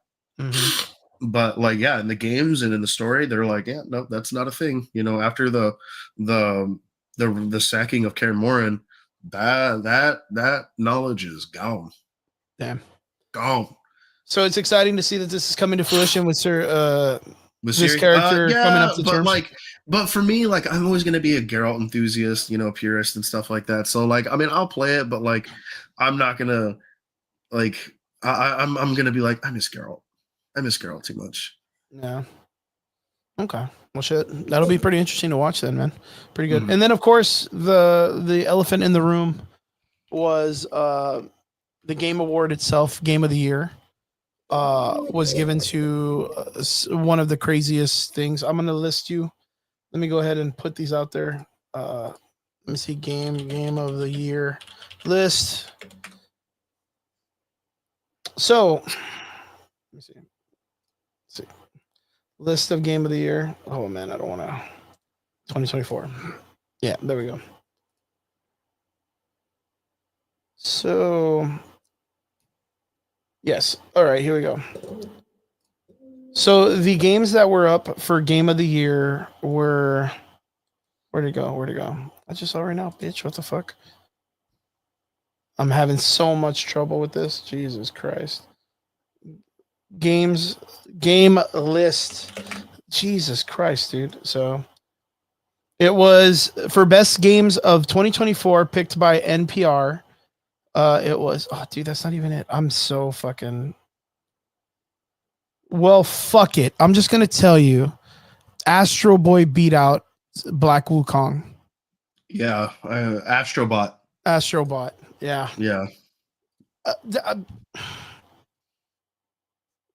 That was with Balataro. Baldur's Gate 3. That was Elden Ring's Shadow of Ender Tree. Yeah, the Erd Tree. Final Fantasy 7 Rebirth. Metaphor Refantasio. Yeah. Never even heard of most of these games. How did this beat? I don't know, because it was free, I guess, or something. How did Astrobot beat Black Wukong and Elden Ring and Final Fantasy? Like, I played Astrobot. To me, the fact that it beat Black Wukong is just a huge slap in the face. Yeah, that's like, I'm sure Sony was just like, we need one win. Yeah, we need to get something, man. We need to get something. Yeah. But yeah, I thought that was the craziest thing. Astro Boy or whatever, Astrobot or whatever, that it beat this. I played that game and I thought it was mediocre. It was what is it, Mario Brothers Sunshine ripoff? Basically. Yeah, because of and dude, it was super funny because like I was reading an article and they were like, "Oh, you could play Spider-Man 2 for free on PlayStation," and I was like, "How?" Yeah. And they were just like, "In Astrobot, you can play as Miles and as Peter Parker." That's and I'm stupid. Like, eat my dick, dude. I was so upset. I was gonna say eat. I was literally about to just like go like log onto my fucking like PlayStation and download it. And I was just like, oh hell yeah. And then it was just like, no, it's on Astrobot. And I was like, go fuck yourself. So Triggs, I don't have you for too long, right? I got you for like another 30 minutes. That's what I think, right? No. I haven't seen Kraven. Have you seen Kraven? No. Yeah, we're probably not gonna watch it. The reviews are fucking mad horrible. Yeah. Probably not one of the best films I could recommend to go see in theater. Yeah. The fact that even John Campia was just dog shit. Dude, was that fucking funny for you? That I laughed my ass off. Yo, and that's because John Campia was like, that's why I don't watch the new rock stars either. Because these guys walked out of Thor Love and Thunder and they were like praising the fuck out of that movie. And the new Rockstar guy was like, "Oh man, I cried, I laughed," and I was like, after I got out of the movie, I was like, "Dude, you guys suck, dude. I fucking hate you guys. Like, I fucking hate you." Well, John Campia had like a very campy fucking review of Thor: Love and Thunder. He was just like, "Guys, I have to tell you, this movie fucking sucks, dude. Dude, that was awesome, man. This is fucking horrible." I kind of just feel like people have kind of like tipped that red carpet. I fucking believe that I just wasted 2 hours of my life on this. It was crazy watching him do that. So yeah, like I heard that and I was just like, cool. So this is one of those games. I'm like one of those like movies I'm gonna watch Pirata while I'm playing Sons of the Forest. Dude, I'm gonna watch the fuck out of this when it drops, dude. Like there's just something about it that I'm like, when something is this bad to like the mainstream, I have to watch it, dude. Like, I have to know why. Madam Web, I didn't have to watch because, like, it's fucking Madam Web. Like, I don't get any interest out of that shit. Yeah. But, like, there was a part of me that was like, Kraven the Hunter at least was, like, a more well-known character. Well, and not just a well-known, but like but then like a well-respected character. Yeah. You know what I mean? Like, he's up there. Like, mentally, Spider-Man, Kraven is one of those guys that even normies that don't really read comic books might casually know the answer, right? Yeah, like, dude. I mean, he was even in the TV show. Yeah, and he was the villain in Spider-Man 2, the new video game that just came out. Oh, yeah. Yeah, and he did fairly well. Like, he was a pretty good character. Was he dude, I'm excited to play the game. I can't wait till it comes out in January so that I can buy it on Steam. Yeah. He did fairly well. So, like, to know that they were going to make a film out of him, of course, you, me, and Brian were like, the fuck is this? But there was people out there that were like, oh, my God, I'm so excited. Kraven, oh, man. And we didn't get it. And not the target audience, I guess. No. We're not, it's not the target audience. I guess. Dude. I think 98% of the universe isn't a fucking target audience to this movie. And you know what? But you saw what we were talking about in the chat, right? Where we were talking about like Sony within 7 movies made like $3 billion, right? Mm-hmm. Like out of all these movies. So even with the losses of Morbius, Madam Web, and Kraven the Hunter, and Venom 3, like each one of those movies, even though they barely, I think Madam Web, Kraven for sure is not going to make it, and Morbius all didn't make sales. They didn't break even to what they spent for the film. Venom 3 I think did, but by like 2 mil. Like it was the movie was like 100 and something million, and they made like 127 million or something. I don't even know. Like it wasn't even far fetched. But me and Brian were talking about this, and he's like, "Well, you're still making profit," and I'm like, "Yeah, but the first 3 Venom movies made profit, and all of these other films are not. Like, how far into these films does Sony need to go to where it doesn't have value?" Here's the thing that I actually read an article, and supposedly this came from a Sony insider. Yeah. And that was that a lot of the like higher ups, they got into a false mindset that because they don't need a Spider-Man in the movies, that because Venom 1 did so well, that other Spider-Man characters could carry their own friend. Yeah. And they just they kept throwing spaghetti at the wall and just see what would stick. Right. And obviously Kraven's going to be the last one. Right.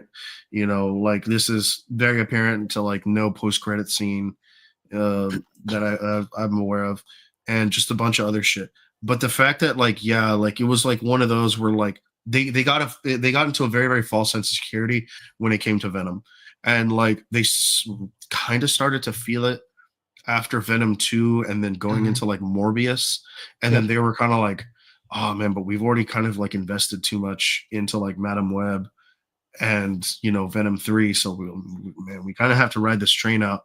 And they were already like midway into production of like Kraven, and they're like, dude, Kraven's the guy, dude. Like, look at He's gonna how pull the us out. fucking like look at how the fucking video game did. Yeah. Like this video game is fucking smash.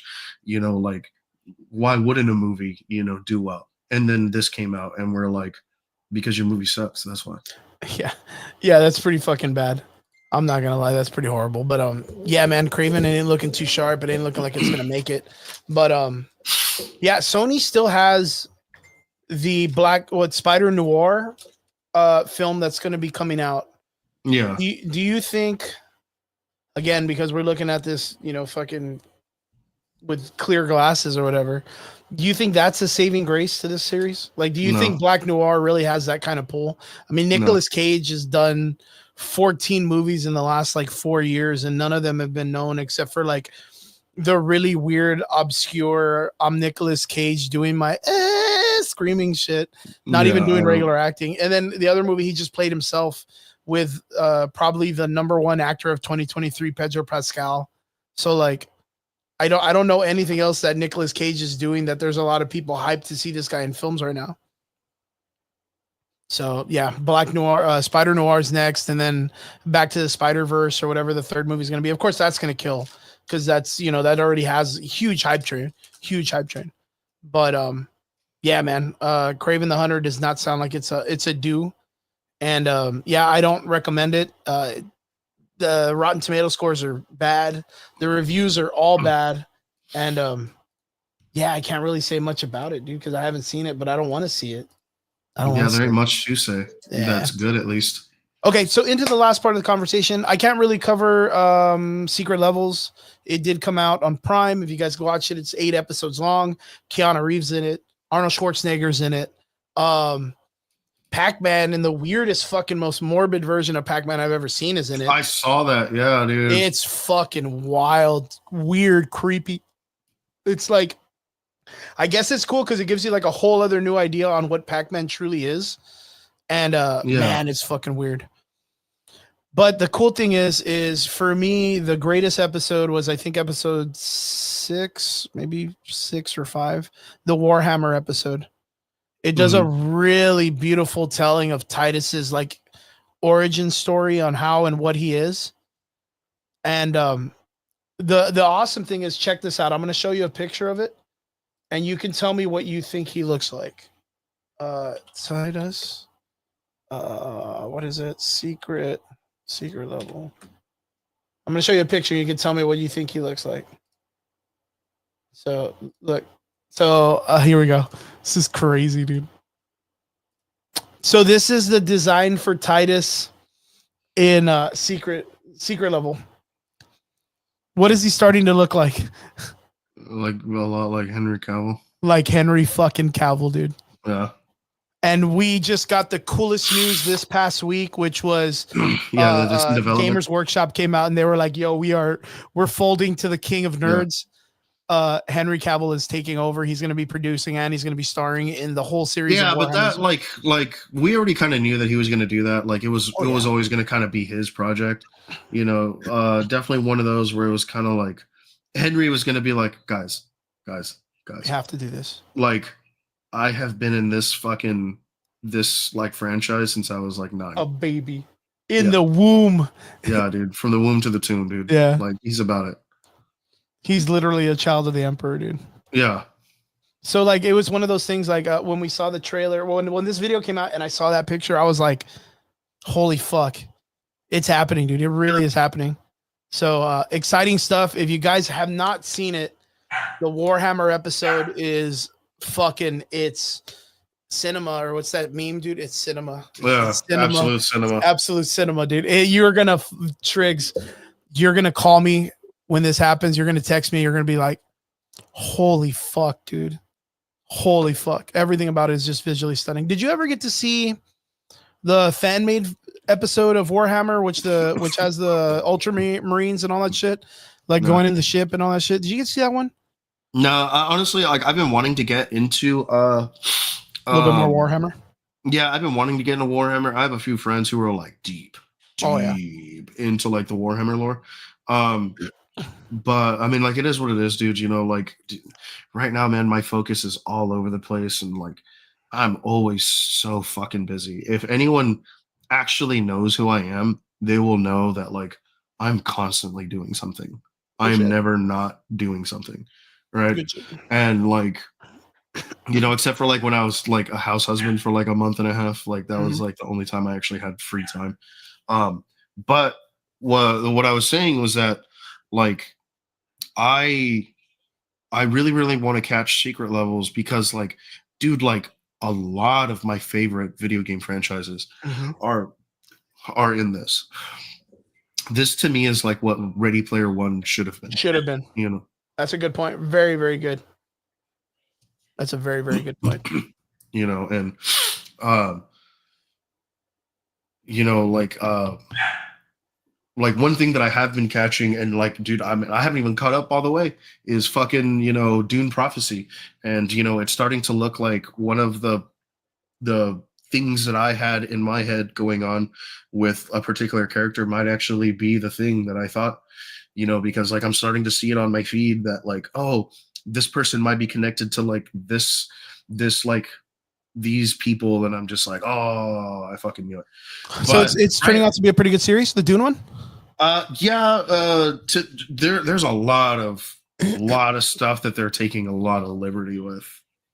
A lot of liberty. Okay, so changing it Yeah. up a little bit. Yeah. Good way like, or bad way? TBD. Oh, okay. Still need more TBD. information. Yeah. What one thing, but like the one thing that I did see, speaking of Amazon, that's coming pretty soon, dude, is Reacher season 3. Yeah. They just released a trailer last week, I think. Yeah. And it looks good, man. It looks really, Yeah. really good. So that's a good one. And then not only that, I believe this coming week you'll get your Mega Man episode for player secret level, which is the one that this one came out in also. I'm really, really excited for that one also too. And That's of course the one God that of War. like, yeah, I'm gonna go nuts over, dude. Yeah, I'm 'Cause, really like, excited, man.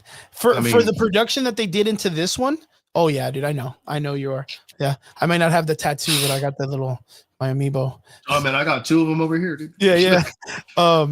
So I'm really excited. I mean, of course, for me myself, I'm a huge Astro Boy fan. So getting a Mega Man is as close as I'm going to get to something in that nature.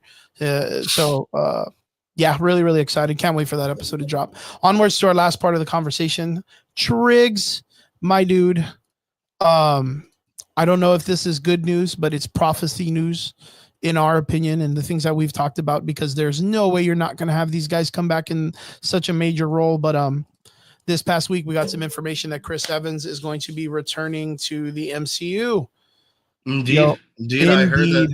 Like, at first, like I didn't hear it from like the people that like I usually get it from, but a lot of headlines started picking it up, and I was like, okay, this is probably a little bit more official than like I see.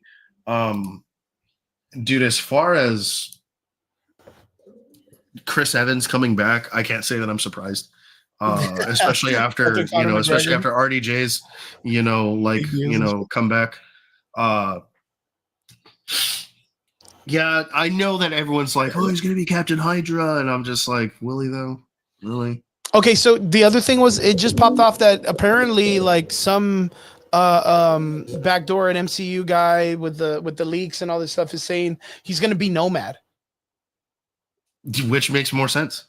But he already did Nomad in Endgame. Yeah, but he wasn't officially called that.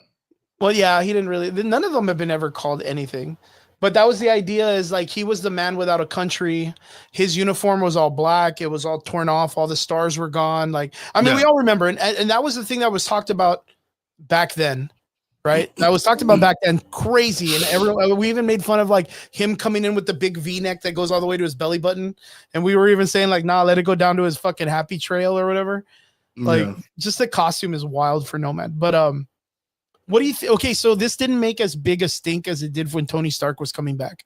Like, no one's really talking mad shit about. Well, that's because like, I mean, RDJ was like very, very adamant. Like, yeah, man, like my time is done. Like, I'm on to the next thing. I'm on to the next thing. And then and then he's not. Yeah, and then he's a whole ass new character that doesn't make any sense. You know what I mean?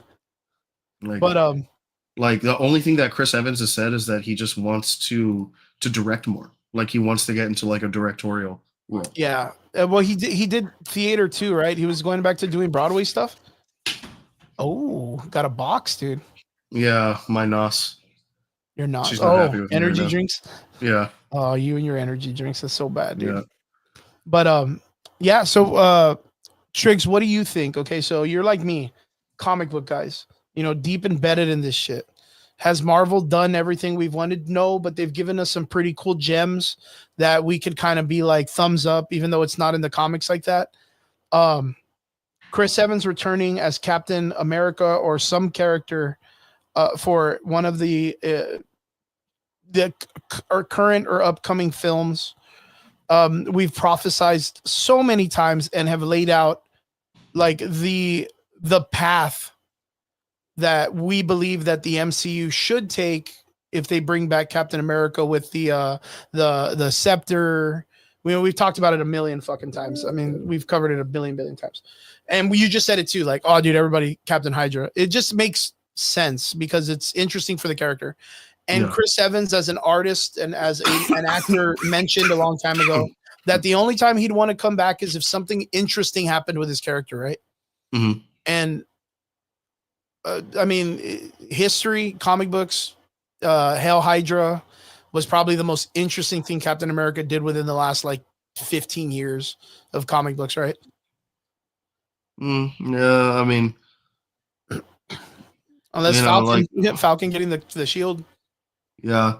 But unfortunately, we already got that line. You know, like the line has been wasted.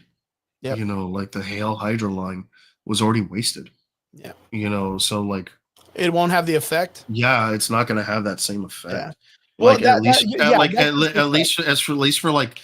for the diehards. Yeah, you know, that's absolutely correct. Like that line has already been given, and I think that was the nod, right? Like we all thought it was the nod. Like we all automatically knew that we were like, "Oh fuck, they're referencing the Hydra. What is it? Secret Empire, the Captain right? Hydra. Yeah. Now the only thing is, like we all saw in the film that it was like a joke. He used it as a ploy to get himself out of a bad situation. But if they follow this nature or they follow this format, you know, the next time we get a Captain America, it's going to be after all the heroes are disbanded in some way and isolated a way that they cannot make the return. And Captain America, with the absentee of the president, is going to take over the entire United States, which kind of makes sense with what they're doing with the Captain America movie, right? The Brave New World. Yeah, but here's the thing, dude. Like, you now have like a reintroduction of a Hulk-like character. So, like, I mean, you know, like, how much of a president are we really not gonna have? Well, the thing is, from what we've seen, is it looks like Harrison Ford's character doesn't know he has the Red Hulk in him, and it kind of just happens, right? I mean, we all know Thunderbolt Ross would instantly take that shit. Yeah. That's why, like, I have a feeling like he just doesn't know how to activate it the way that like that Bruce does, because like Bruce is one, you know, been training with for a long time, you know, so like he even references Harlem, so like, you know, that like the Edward Norton character and Mark Ruffalo character are the same Bruce Banner, you know, so like there is that. So like for him, you know, like the heightened sense of like danger or feeling insecure or like afraid or angry or something like that, you know, is going to make him snap, you know, and that serum don't work slow. That is quick. Like it happens and either you calm down now or it's bye. Yeah. Or bye. It gets out of control. Yeah. Yeah. And we have that thing where, what is it? The thinker, or what is it? The mastermind, or what's the leader? The leader, right? The leader is going to be coming in as a villain. He's apparently the one, or something like that. Yeah, the same actor from the original film too. He's going to be coming back. There is a new trailer that got released, I think, like yesterday or the day before, that shows a silhouette of him, and he doesn't have like the giant skull either. So he looks like he's just normal, you know, button-up shirt or whatever kind of guy. So I kind of hope that they do the green skin and the big head, like. you know, it's not too bad to go into like the comic book way of this character, but yeah, he's supposed to be in the character. He's the one that does the operation on Thunderbolt Ross, and you can see like in certain parts where Thunderbolt Ross like changes into the Red Hulk, that he Okay. kind of like has this like almost like a scared face. Like if he's like you said, he's not in control of it. Yeah. Like he's not in control. And then of course we all know the big thing at the end is him and the Falcon are gonna fight at the White House because that's where all the pictures are. Maybe they might change it up a little bit, but it looks like that's gonna be the big scene and the big fight. But we can comfortably say that in that situation, like just by chance, the president is compromised. He has to be removed, and there is a vacancy in the presidency because of this situation. Because of the even with the Accords, right? The Sokovian Accords. He's not really a part of it. He's not even listed in it. Like it's going to be like if he was hiding the fact that he was a supervillain or a superhero. Yeah. So I mean, by chance, if we do look about Secret Empire as a series, that is kind of without the factor of all the Captain Marvel, the Sentry, the Guardians, all of them fighting in space against the what are the first characters that came into the alien race? Remember they steal the Chitauri. The Chitauri, yeah, the Chitauri. Remember they steal the egg and Captain America brings it to the planet and shit. And that's why they keep on bombarding the outside. They use the shield and stuff like that. But I don't think we have a lot of those big heavy hitter characters except for Captain Marvel. And she kind of just fucked off at the end of the last movie. So like I don't really They all did. They all did. So that's like, why I was like, bro, like you're still building your roster. As it is, I'm more excited for fucking Thunderbolts than I am this movie. Yeah, me too. Absolutely. That movie looks fucking amazing. It looks fun. It looks really fun. Yeah. But yeah, we do see like an absentee situation where there's like a lot of problems in the government. So for them to be like, and then Captain America makes his return, but if it's the young Captain America, for me, and then like it seems like everyone's kind of overlooking this. For me, I want to see what's going on with the Isaiah Bradley thing. Yeah, the Isaiah Bradley mind control thing. Yeah, because no one's talking about that. Yeah, that's an interesting take too, because he's like a sleeper cell, right? Yeah. So maybe it's like because if you go back to the Secret Empire, right? They had that one character that comes into the Triskelion, and he's using like the mind controlling thing with from the Hydra guys. Check it out. Secret. Speaking of a secret agent, Brian. What's up, Brian? Yo, what's going on, bro? Nada, man. We're chilling. We're talking about Chris Evans returning to the MCU, how we've prophesized before on the idea of him coming back to, Triggs and I, it's not in the sense that we don't like the idea, but it's kind of like the most on the nose one is the Captain Hydra.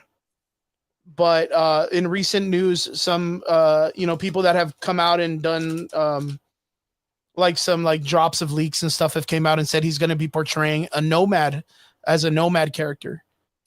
So we're kind of just debating on the idea, like which one seems like a more reasonable character development for a reason for Chris Evans to come back. Okay. Well, I mean, we've been hearing for a while that they were doing or thinking about doing a show where they were going to tell the story about what he was doing, delivering the stones. Infinity Stones. Yeah. So I'm assuming that's gonna be their adaptation of the Nomad character.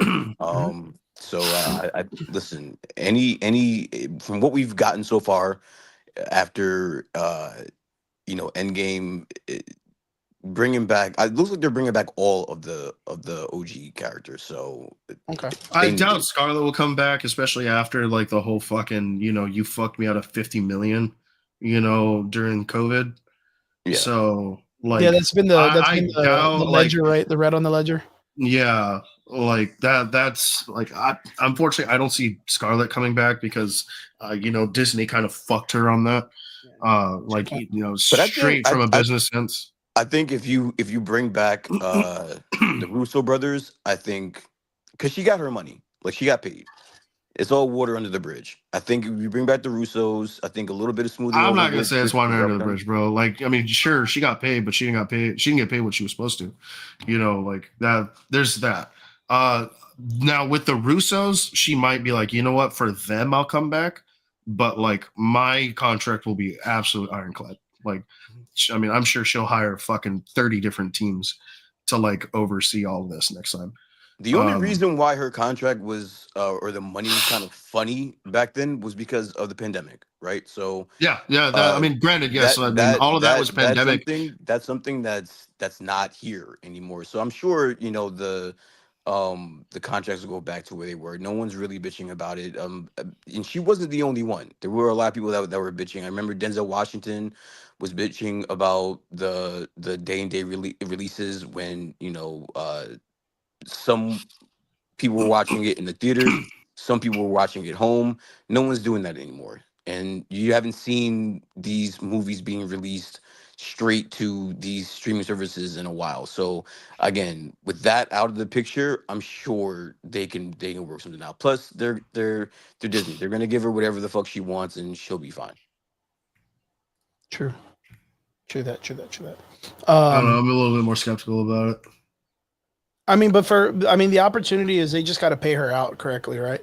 Yeah, I mean, but then again, her character, because ultimately it's a business, dude. You know, like money talks. Yeah, literally the two characters we've talked about this situation of returning all said they weren't going to come back either way. Robert Downey Jr. was pretty adamant about not coming, and Chris Evans too. And here we are in a situation where they're like, "Yeah, fuck yeah, we're coming back." Right? You know, I mean, so with that being said, I mean, like already my logic is flawed, right? Because it's like, exactly. What do you do? Like, exactly. Honestly, and to back that up, to be honest with you, other than Robert Downey Jr. getting the award for Oppenheimer, no one that is an OG character has done anything outside of Marvel. So what else? Yeah. What else do they have going on right now? They've tried, except for Pugh, right? He did Gray Man. You know, I think didn't he do Knives Out or some shit like that? And Knives Out and Gray Man, right? Come on, bro. Gray Man series I thought was horrible good. movie with Ana de Armas. Yeah, you know, granted that like it's been nothing of note. You know, exactly. they've had some work. It's not like it's not head turning, but I think he did it as a favor of the Russo brothers. I thought he was doing it just for them specifically, right? I don't know if it was a favor, more so that he actually thought that it was going to be his breakout. I was about to say, I was like, you know, like you guys always paint gold, so you know, like let's get it. I mean, it's the same thing with fucking Chris Hemsworth. You know, like, hey man, you guys produce gold, so like let's do it, right? I'll shoot some Indians in the face. You know, I'll throw a kid, you know, into a bus. I didn't think Gray Man was that bad, but I thought it was all right. I actually really liked Gray Man. Like I've watched it more than once, and you know, I like it. Yeah, I had a good time. Did it make any money though? That's the issue. Did it make any money? Because you have to talk to Netflix on that. I don't know. When a movie makes money, unfortunately, because we all like movies that are bad, right? And because it was like Extraction, right? Like Chris Hemsworth come out Extraction. He did pretty good in that film. Yeah, but like when you're going to, and again, like you said, it's a business. So if your movie is critically acclaimed, but it doesn't make any fucking money, your value goes down. So, but technically, with Extraction, they made a second one. So I mean, they had to have done something good. That could have just been something as simple as having a 2-movie deal or 3-movie. But look, deal look. Yeah, but then they wouldn't have made a second Extraction. You know, I'm gonna take unless there was a deal where there was a 2-movie contract and they had to make another one. I'm gonna take a quote out of your guys' cool sayings. You guys always have cool catchphrases compared to me. We got to call a spade. And what other company other than the MCU is making money in films like the way they are? When it comes to the film industry, Hollywood, Universal, like that's like the top of the top right now. Like if you want to be in film, like you want to hopefully be picked up by Marvel one day. You know, if not Star Wars. Amazon. Well, I mean Amazon, Universal has been making a shit ton of money over the past couple years. They have been the only production company or just conglomerate that's been successful. Well, yeah, that's what I'm saying. Even more than Disney and the MCU. But the thing is, I'd have to say Amazon. Yeah, well, I mean, Amazon is a fucking $1 billion franchise. Before honestly, movies. You know who? Netflix, Apple. Yo, the trailer They're for in the the Gorge is dope, dude. the only. I mean, if you're, are we speaking streaming services? Or are we talking about like? No, I'm talking about the film. I'm talking about just film in general. Okay, because it won't be. I mean, although I love like 90% of the shows that come on Apple, they don't make these streaming services. They don't make any money. Like they don't make any money. Like they thrive off subscriptions, Yes. and that's a capped model. So Netflix is going to only be able to sign up so many people. Uh, Apple's only going to be able to sign up so many people. Mhm. HBO Max is only going to be able to show up so many people. So, like, yeah, they may make some good shows that we like, but they're not bringing and they're not generating any money. True that. True that. But so we can all understand that film wise, the Marvel universe slash whatever is connected to it adjacent, that would be like the Sony Spider-Man films or whatever, as long as it's going into the MCU, not like the standalone Sony films, right? That's kind of like one of the top industries to, or the one of the top studios to be working with in Hollywood. So when I would see it in the sense of like Robert Downey Jr. and Chris Evans, when they first walked away the first time, I was kind of like, bitch, where are you gonna go?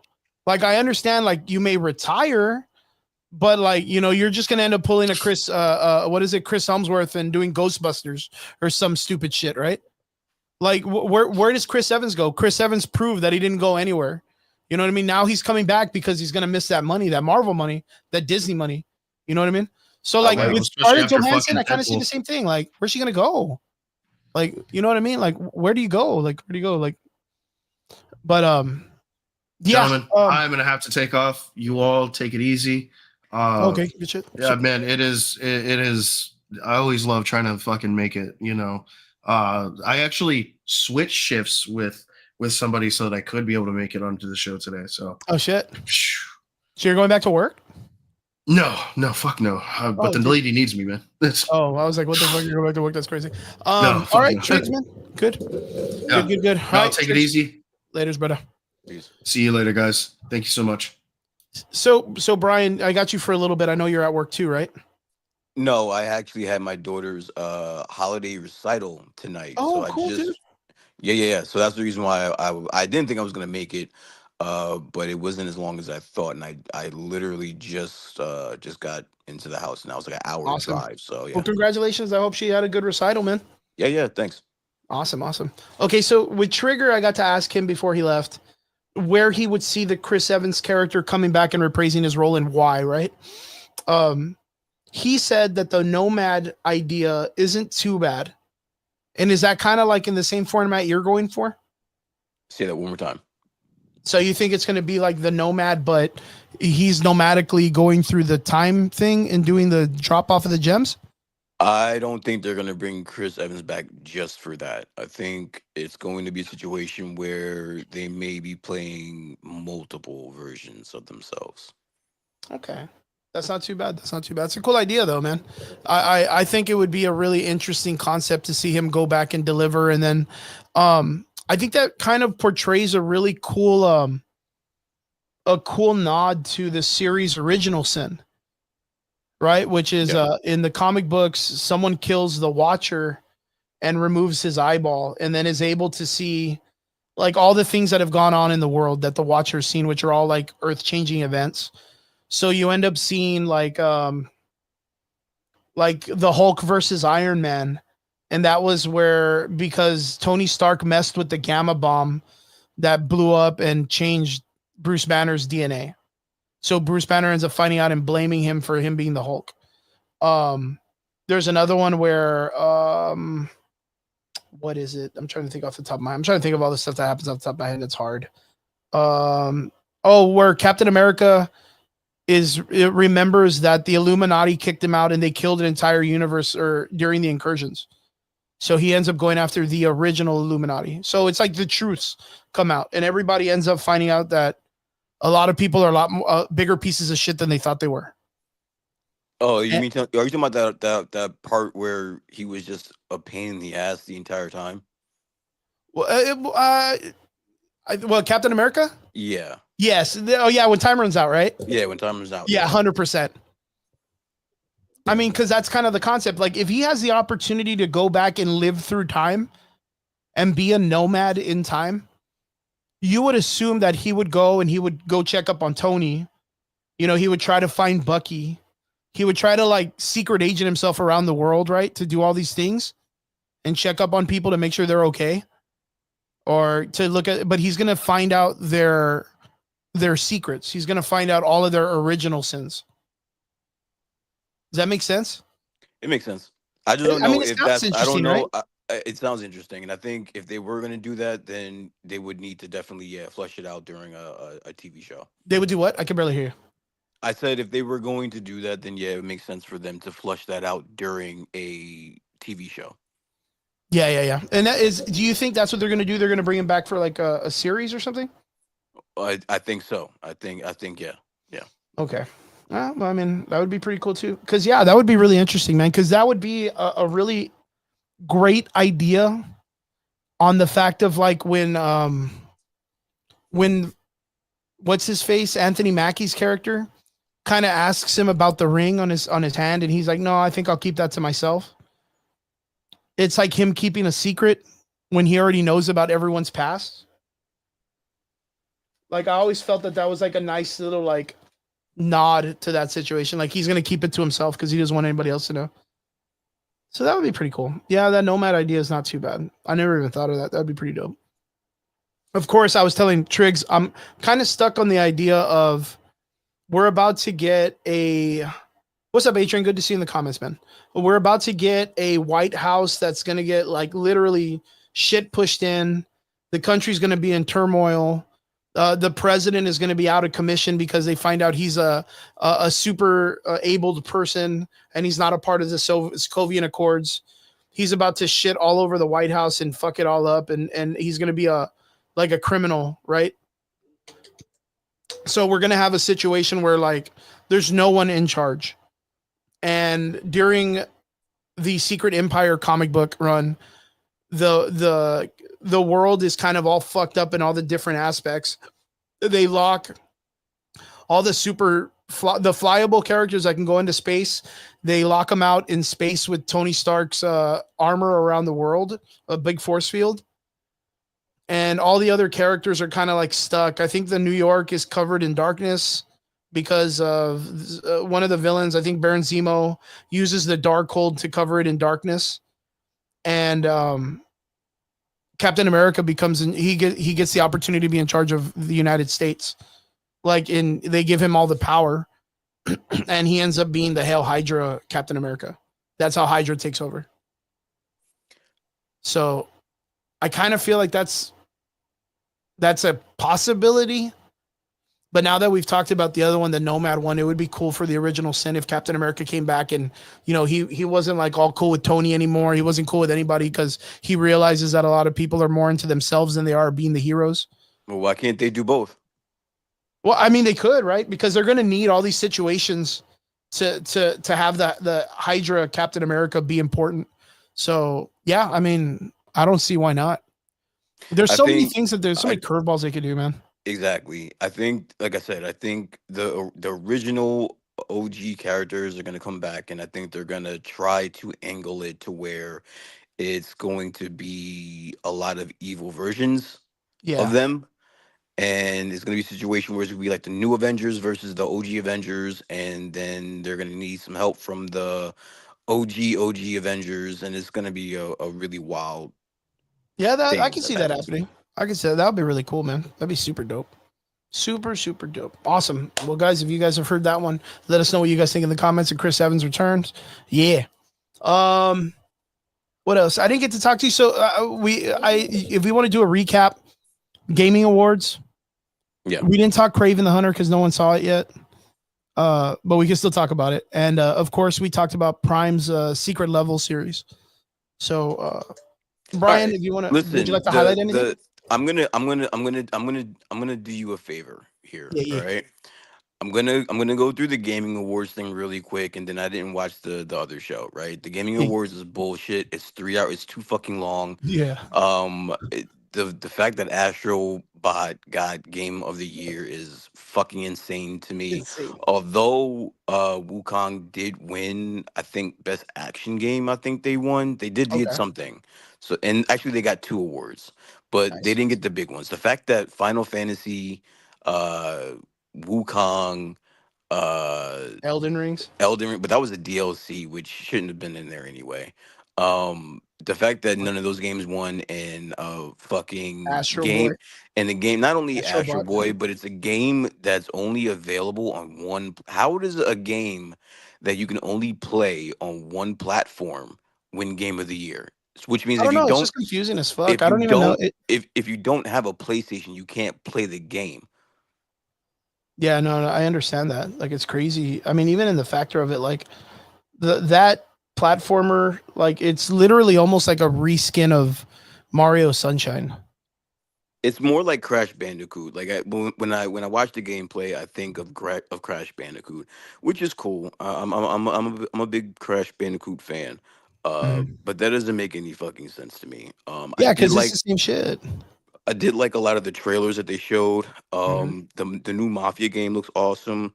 Yep. That game by Naughty Dog looks really really good too. Outcast or out? No, no, no. It was Oh man, I just brought it up a little while ago. damn, I can't I'll remember find the it right name. now, but I know what you're talking about. Yeah, that game looks good. And then there was another one. In, Animusha. yeah, Onimusha. Animusha. Then there was a intergalactic. Intergalactic. Yeah. Yeah, The intergalactic. Heretic Prophecy. That's the one you're talking about. Yeah, I'm interested in those few games. But to be honest with you, the only one that really caught my eye that I think I'm gonna be playing no matter what is probably Mafia. I'm a big fan of the Mafia like world. Yeah, yeah, yeah. I've played all of the games, and I'm probably gonna play this one. Oh yeah, the one there's a 1915 Japanese, uh, The like project one, right?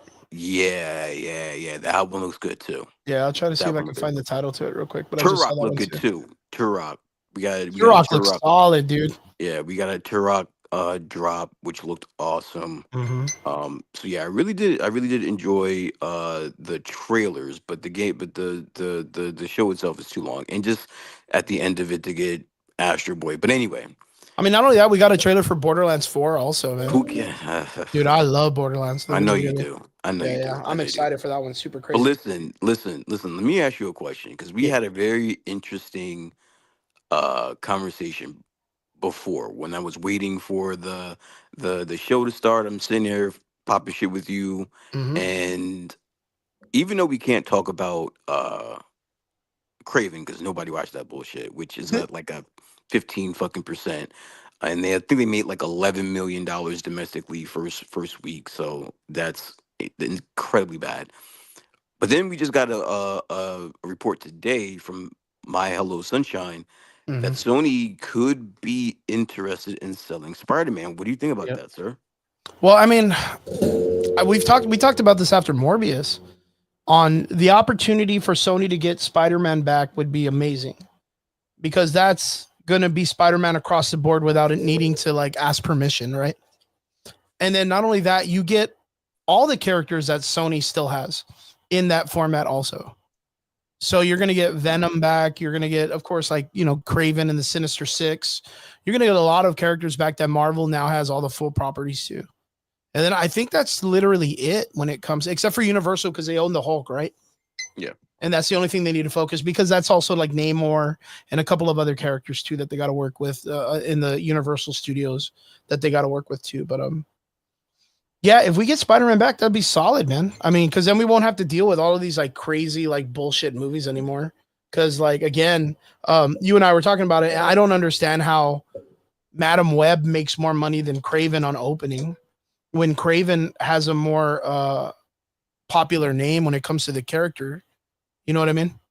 Yeah. Like who the fuck knows Madam Web compared to Kraven the Hunter?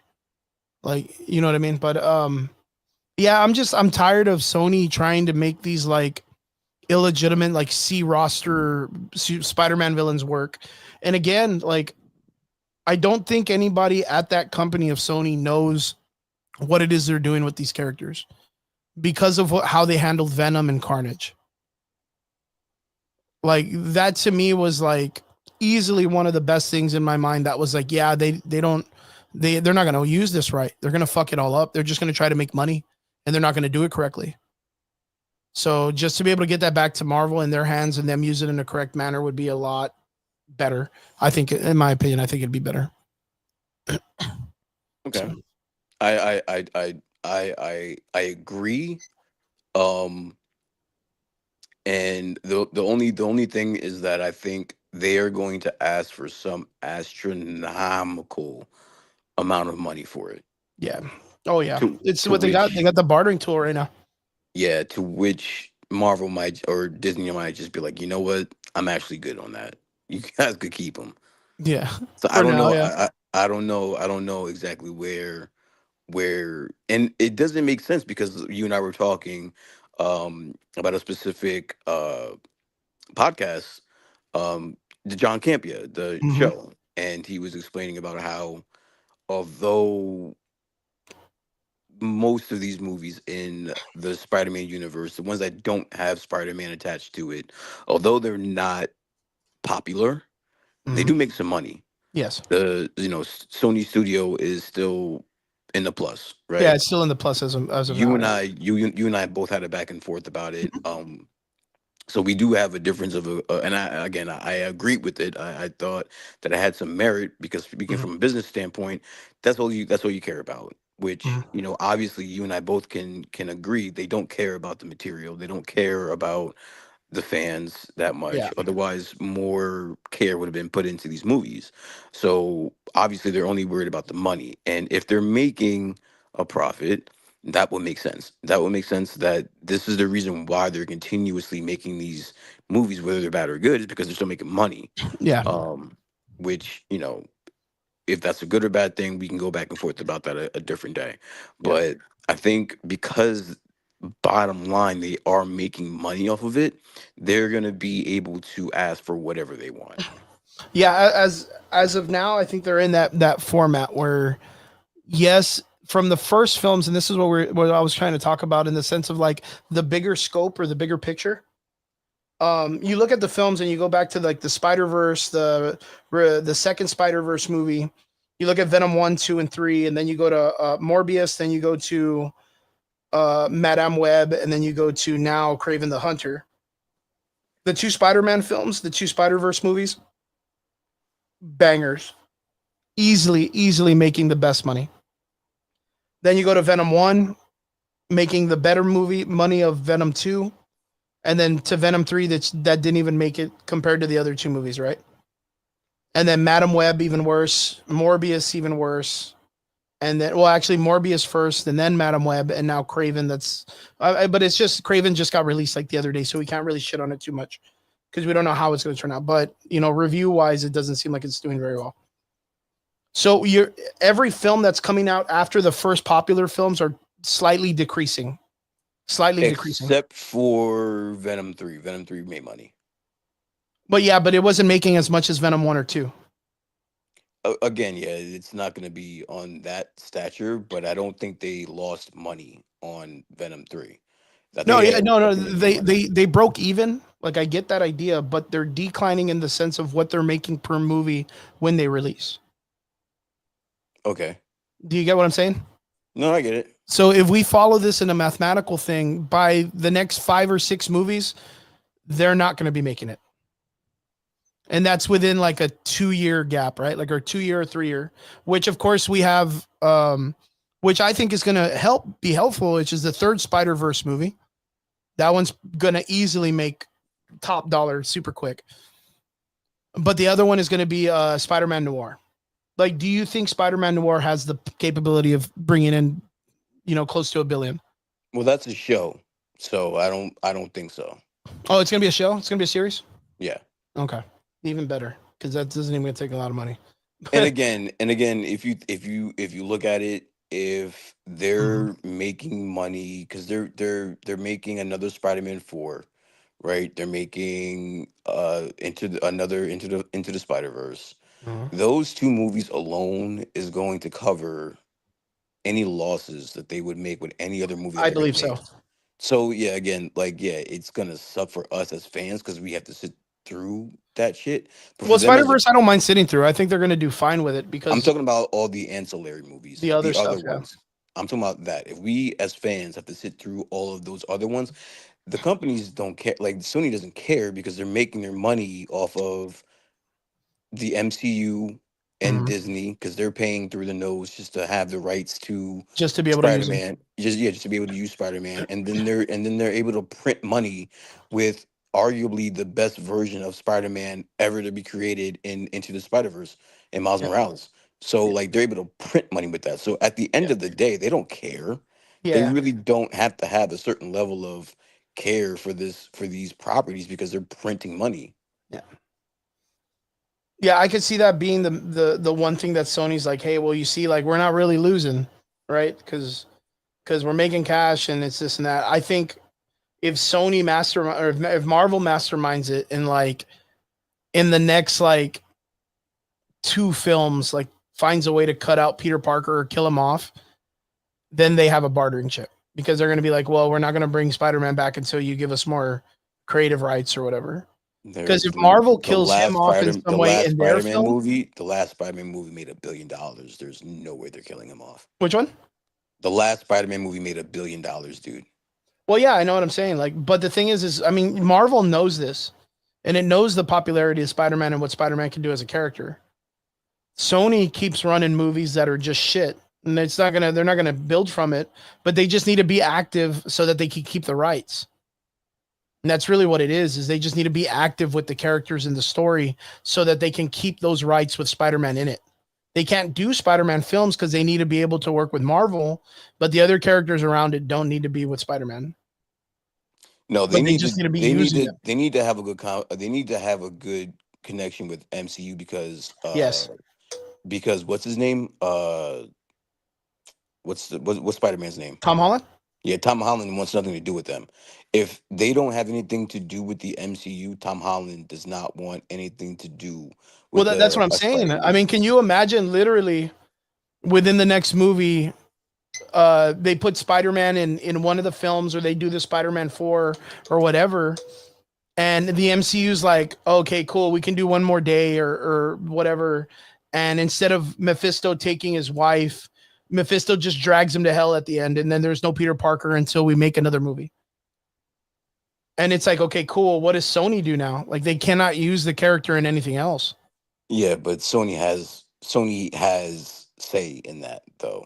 They're not gonna allow like But just you can see where from a business standpoint that doesn't make sense for them to like how that doesn't make any sense. They all the wouldn't allow that to Marvel happen. all Marvel would need to do in a bargaining chip point to get power is to bench Peter Parker in the MCU in some way. But Sony's not going to allow that to happen. Like I get what you're saying. It would make sense from Disney's standpoint, and it would make sense from Tom Holland's standpoint. But if I'm standing here as Sony, and now you're benching my $1 billion cash cow, and I'm just gonna sit back and allow that to happen, Yeah, that would be nuts, wouldn't it? it would be impossible. I Yeah, wouldn't allow it'd it be to happen. crazy. I know it's like a shot in the dark, but that's where I would see. At some point, I get it. If you're Sony, you want to play fair. It keeps your actor happy. It keeps your relationship with Disney happy. It keeps everybody happy, and I get all the money, right? But if you guys start conspiring against me, I'm gonna have to start big dicking this shit and swinging my dick around, and I'm gonna force Tom Holland to either work or I'll Or sue not work, you. yeah. Yeah, or I'll sue you, and then I'll sue fucking Disney. That'd be fucking crazy, wouldn't it? Exactly. So That'd be the craziest shit if that ended up yeah, popping off. so don't grow a brain and start conspiring and plotting against me because I'll That's sue what they did to everybody. Fox, man. That's how they got Fox. They just outsmarted them in the business over through the years. Yeah. But Sony's But- got more traction because they have, fucking PlayStation and everything. Yeah, and not only They're making their own cash, dude. You know what I yeah, mean? and not only that, but you like if it was for some IP that didn't make as much money, they may just allow it, but this is something that makes a lot of fucking money. Mm-hmm. And you can't fuck around with that. I mean, but it's interesting that you got like something out of like a leak or like some kind of like heads up that Sony's actually considering it. You know what I mean? Yeah, they're considering it. And to get back to that point, I think I don't think they're going to do it. I think this is Nah. just. I just think this is just smoking mirrors. But I think that if they were going to do it, I think it's because it's not worth the headache, right? It's not worth. Look like I'm sitting here arguing because yeah they made a profit, but to them, 700, 800, 900, $1 billion may not be worth it to them, Yeah. right? It may just be like $1 to them. Yeah. To me, that sounds like a lot. So I'm like, That's a hey, fucking egregious number. yeah.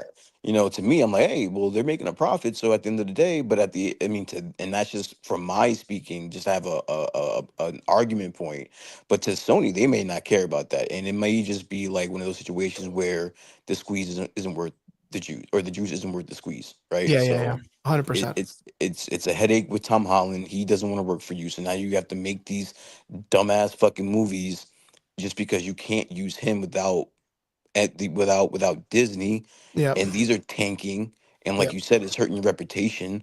So now it may just be too much of a headache. So Yeah. they may want to get rid of it. Yeah, they're just getting all the hate online for the fucking bad movies or whatever, and they're And if just they trying can to make an just keep extra it 10 active or whatever. billion, if they go to Disney and say, "Hey, we'll give you Spider-Man and all the properties underneath that for $10 billion," and then Bob Iger says, "You know what? I may be able to kick that." It's not a Mhm. big. That's not a bad deal right there for Sony. Yeah, for the turnout, right? For the flip. Yeah. In the comment section, MTG Fox Mulder says, uh, it's probably the reason Madam Web made more money than Craven. Well, Craven just came out, so we got to give it a little bit, a couple days, and then we can kind of guesstimate on where it's going to be. Bro, Madam they Web made $11 million opening, right? domestic. Yeah, Yeah. domestic. And that's because I think Madam Web was like 20 something, 29. I don't know if they're gonna beat Madam Web. If they do, That's harsh, man. it's gonna be like neck and neck, dude. No one Yeah. would go watch that movie. And then he said, I think the quality of the story is the problem. Of course, it's declining. They're pumping them out instead of taking the time to write and rewrite to improve the story. Fair point. 100%. My boy John from Corpus Christi just got back from his cool ass cruise to Cozumel, I think. Says they can bench Tom Holland's Spider-Man and maybe use the Spider-Man versions of this, or even like a different Spider-Man or a Spider-Woman. And Or they can start introducing other characters from the Spider-Man story. Miles has been one of the ones on the block, man. So hopefully, not only that, but they still have Andrew Garfield. They still they do. have Andrew Garfield. They can The old still get schools, man. Toby. Yeah, they can still get Toby. You know what I'm saying? So like they have different avenues. They don't have to use Tom Holland. It's just the fact that those are the movies like we don't like that would be taking a chance on Andrew Garfield. We don't know what that looks like. We know what it looks like if I use Tom Holland in an MCU movie. Like we Sure. know what that looks like. Yeah, you already know what it looks like. We don't know what a Andrew Garfield movie looks like in 2025. So It's yeah, like a sleeper too, man. You bring Andrew Garfield, you put him in a Spider-Man movie, that shit's gonna sell tickets. and Dude. if it sells, then yeah, it's good. It's It's good. gonna sell tickets, man. That's crazy. But yeah, I mean, it would be pretty dope. I mean, if the Kraven movie's not doing well, if Sony decides to sell, it'd be an interesting idea. I really don't think they would, but yeah, that's some really interesting news. Last point, last part of the show. Brian, Prime released Secret Level, the series. Did you get to watch any of it? I did not know. No, dude. Oh man, you missed out. It's good. It's solid. Great show. A lot of epic shows. All under like 20 minutes, 25 minutes. All based on different video games and stuff like that. By far, the Warhammer one is the fucking Gist episode. The Mega Man one hasn't come out. The God of War one hasn't come out. That's gonna be next time. And then the one with Keanu Reeves was really good. Yeah, so I think that's the reason why I didn't check it out, because all the ones that I want to see Are on the they're not next out yet. season. Yeah, they're not even out yet. And I'm not a big Warhammer person. Like I know of Okay. it. I know some of of what it's about, but I'm just not into it. If you do get a chance, though, the Warhammer episode is like, that's got some fucking awesome action in it. And the same thing with the Keanu Reeves working the Armor Core. Like, I would have never pictured Keanu Reeves in an Armor Core film. That wouldn't be like my idea, but like, it's just it's almost like was just watching him in the Matrix again. It's super good, dude. It's super damn good. Yeah. Other than that, Brian, I don't know, man. Did you get to see Arcane or no? You know what? I'm going to space out some time in the very near future, within the next 2 or 3 days, because I am starting to get a little bit under the weather. So I can see myself being in the house for the next couple days, and I will take the time out and watch Arcane. But I heard that the ending of the last season was ass, though. No, fuck no, dude. It's super good. That's what a lot of people have been saying. It's a masterpiece, dude. It is a fuck, and not only that, the soundtrack is amazing, dude. Like everything about that show is so being said intricate. online. I've been seeing a lot of people say that the ending of this latest season has been ass, bro. So Look, watch. I'm going to show you something very, very interesting. Oh, God, here we Arcane. go. Arcane. I think it's IMDb. IMDb, right? Arcane TV series, IMDb. On IMDb, every episode is a 9. I'm going to show you this. And this is the only, it's been said that this is the only series that has ever done this. So every episode is a 9.8 or something, like 8, or it's all above it's an 8.5. Like there's never been any other series in the second season. Every one of them is a 9. Look, season what? You're going to go season 2. Watch season 2 was 2, season 2. 9, 9, 9, 9, 9, 9, 9, 9, and 9. Every episode to the show is a 9 in the season 2. There's people that said that Kraven was the best movie they've ever seen too. So I'm just saying. What the fuck, dude? Don't do that to me, dude. Don't do that to me. Come on, that's IMDb, man. I could go on IMDb right now for Kraven. I'm joking. I will definitely check it out. No, I really hope you do. Like, it's been one of my favorite series. Like I said before, I don't even care about the game League of Legends, but man, dude, the soundtrack, the character development, there is some like the biggest thing about the characters you're going to notice is there's a lot of like the LGBT community stuff, right? In some of the characters with their relationships. But what's refreshing is it's not forced. Like being that that's a thing in this, that's not even one of the biggest negative talking points in a series, which across the board in film and television, whenever something like that comes up, you'll always hear the community be like, not this shit again, right? And that's not even like a talking point to this series. Like, I think across the board, this is like no one's watching it. Huh? It's because no one's watching it. Well, I was Arcane? Watching. Everyone, yeah. No one's watching it. I was watching a breakdown of the what do you call it? The Nielsen reports, and no one's watching Arcane. It's not even on any charts. It's not on anything. It's not charting. What is it? The Neil, right? The Nielsen. Yeah, no one's watching it. But Neil. I will give it a shot. I will watch it, and I'll make my own. Because it's a very niche community for the Arcane shit.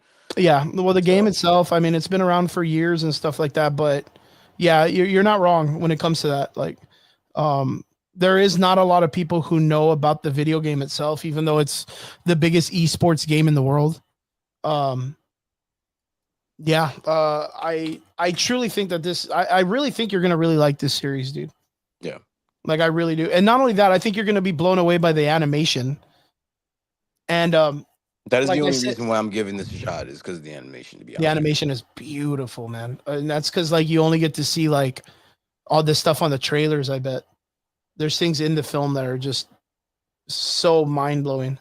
And then I think I said this too, like this is a film you could probably watch like with the younger audience, like your daughter or anyone in the younger nature, right? It doesn't have to be like it's not like just a mature show or anything like that. It's not like egregious or out of control. It's a good film. It's a really great film.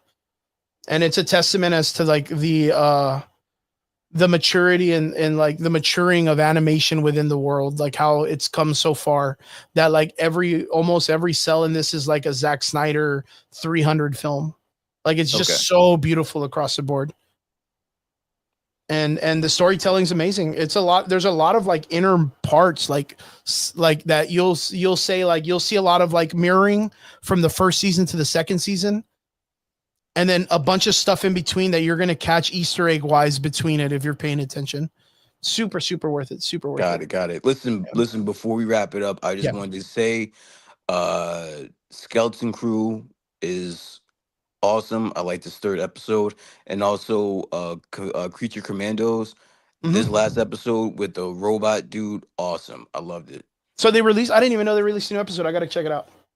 Yeah, they do a backstory on the robot, um, who's voiced by, I forgot who he's voiced by, but yeah, dude, it's It's good. oh wait, no, he's voiced by Sean Gunn. Yeah, I think so. Oh yeah, the Weasel, the brother, right? Yeah. Yeah. I think he's voiced by him. But Yeah. yeah, that episode was really, really good. And then the Skeleton Crew episode was good as well.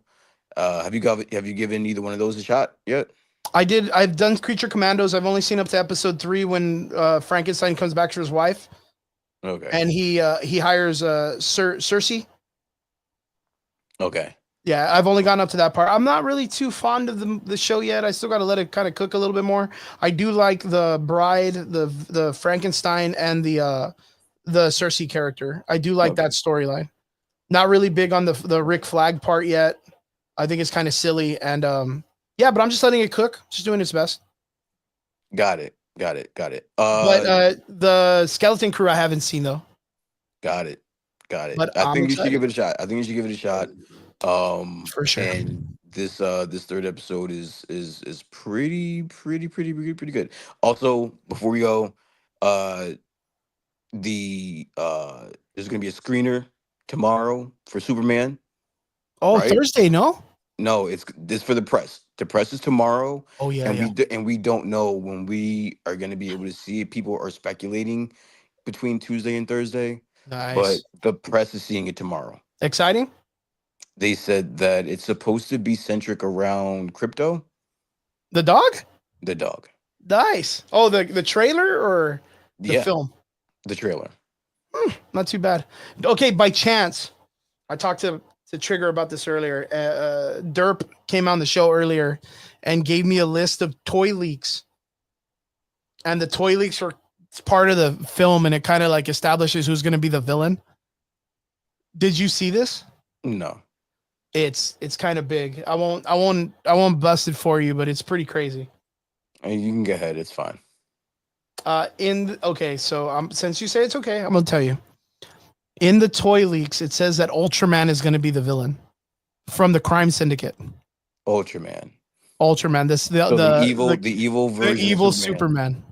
Got it. And that's the character that is in some of the behind the scenes. He's wearing like the black noir suit with the U on his chest. Okay.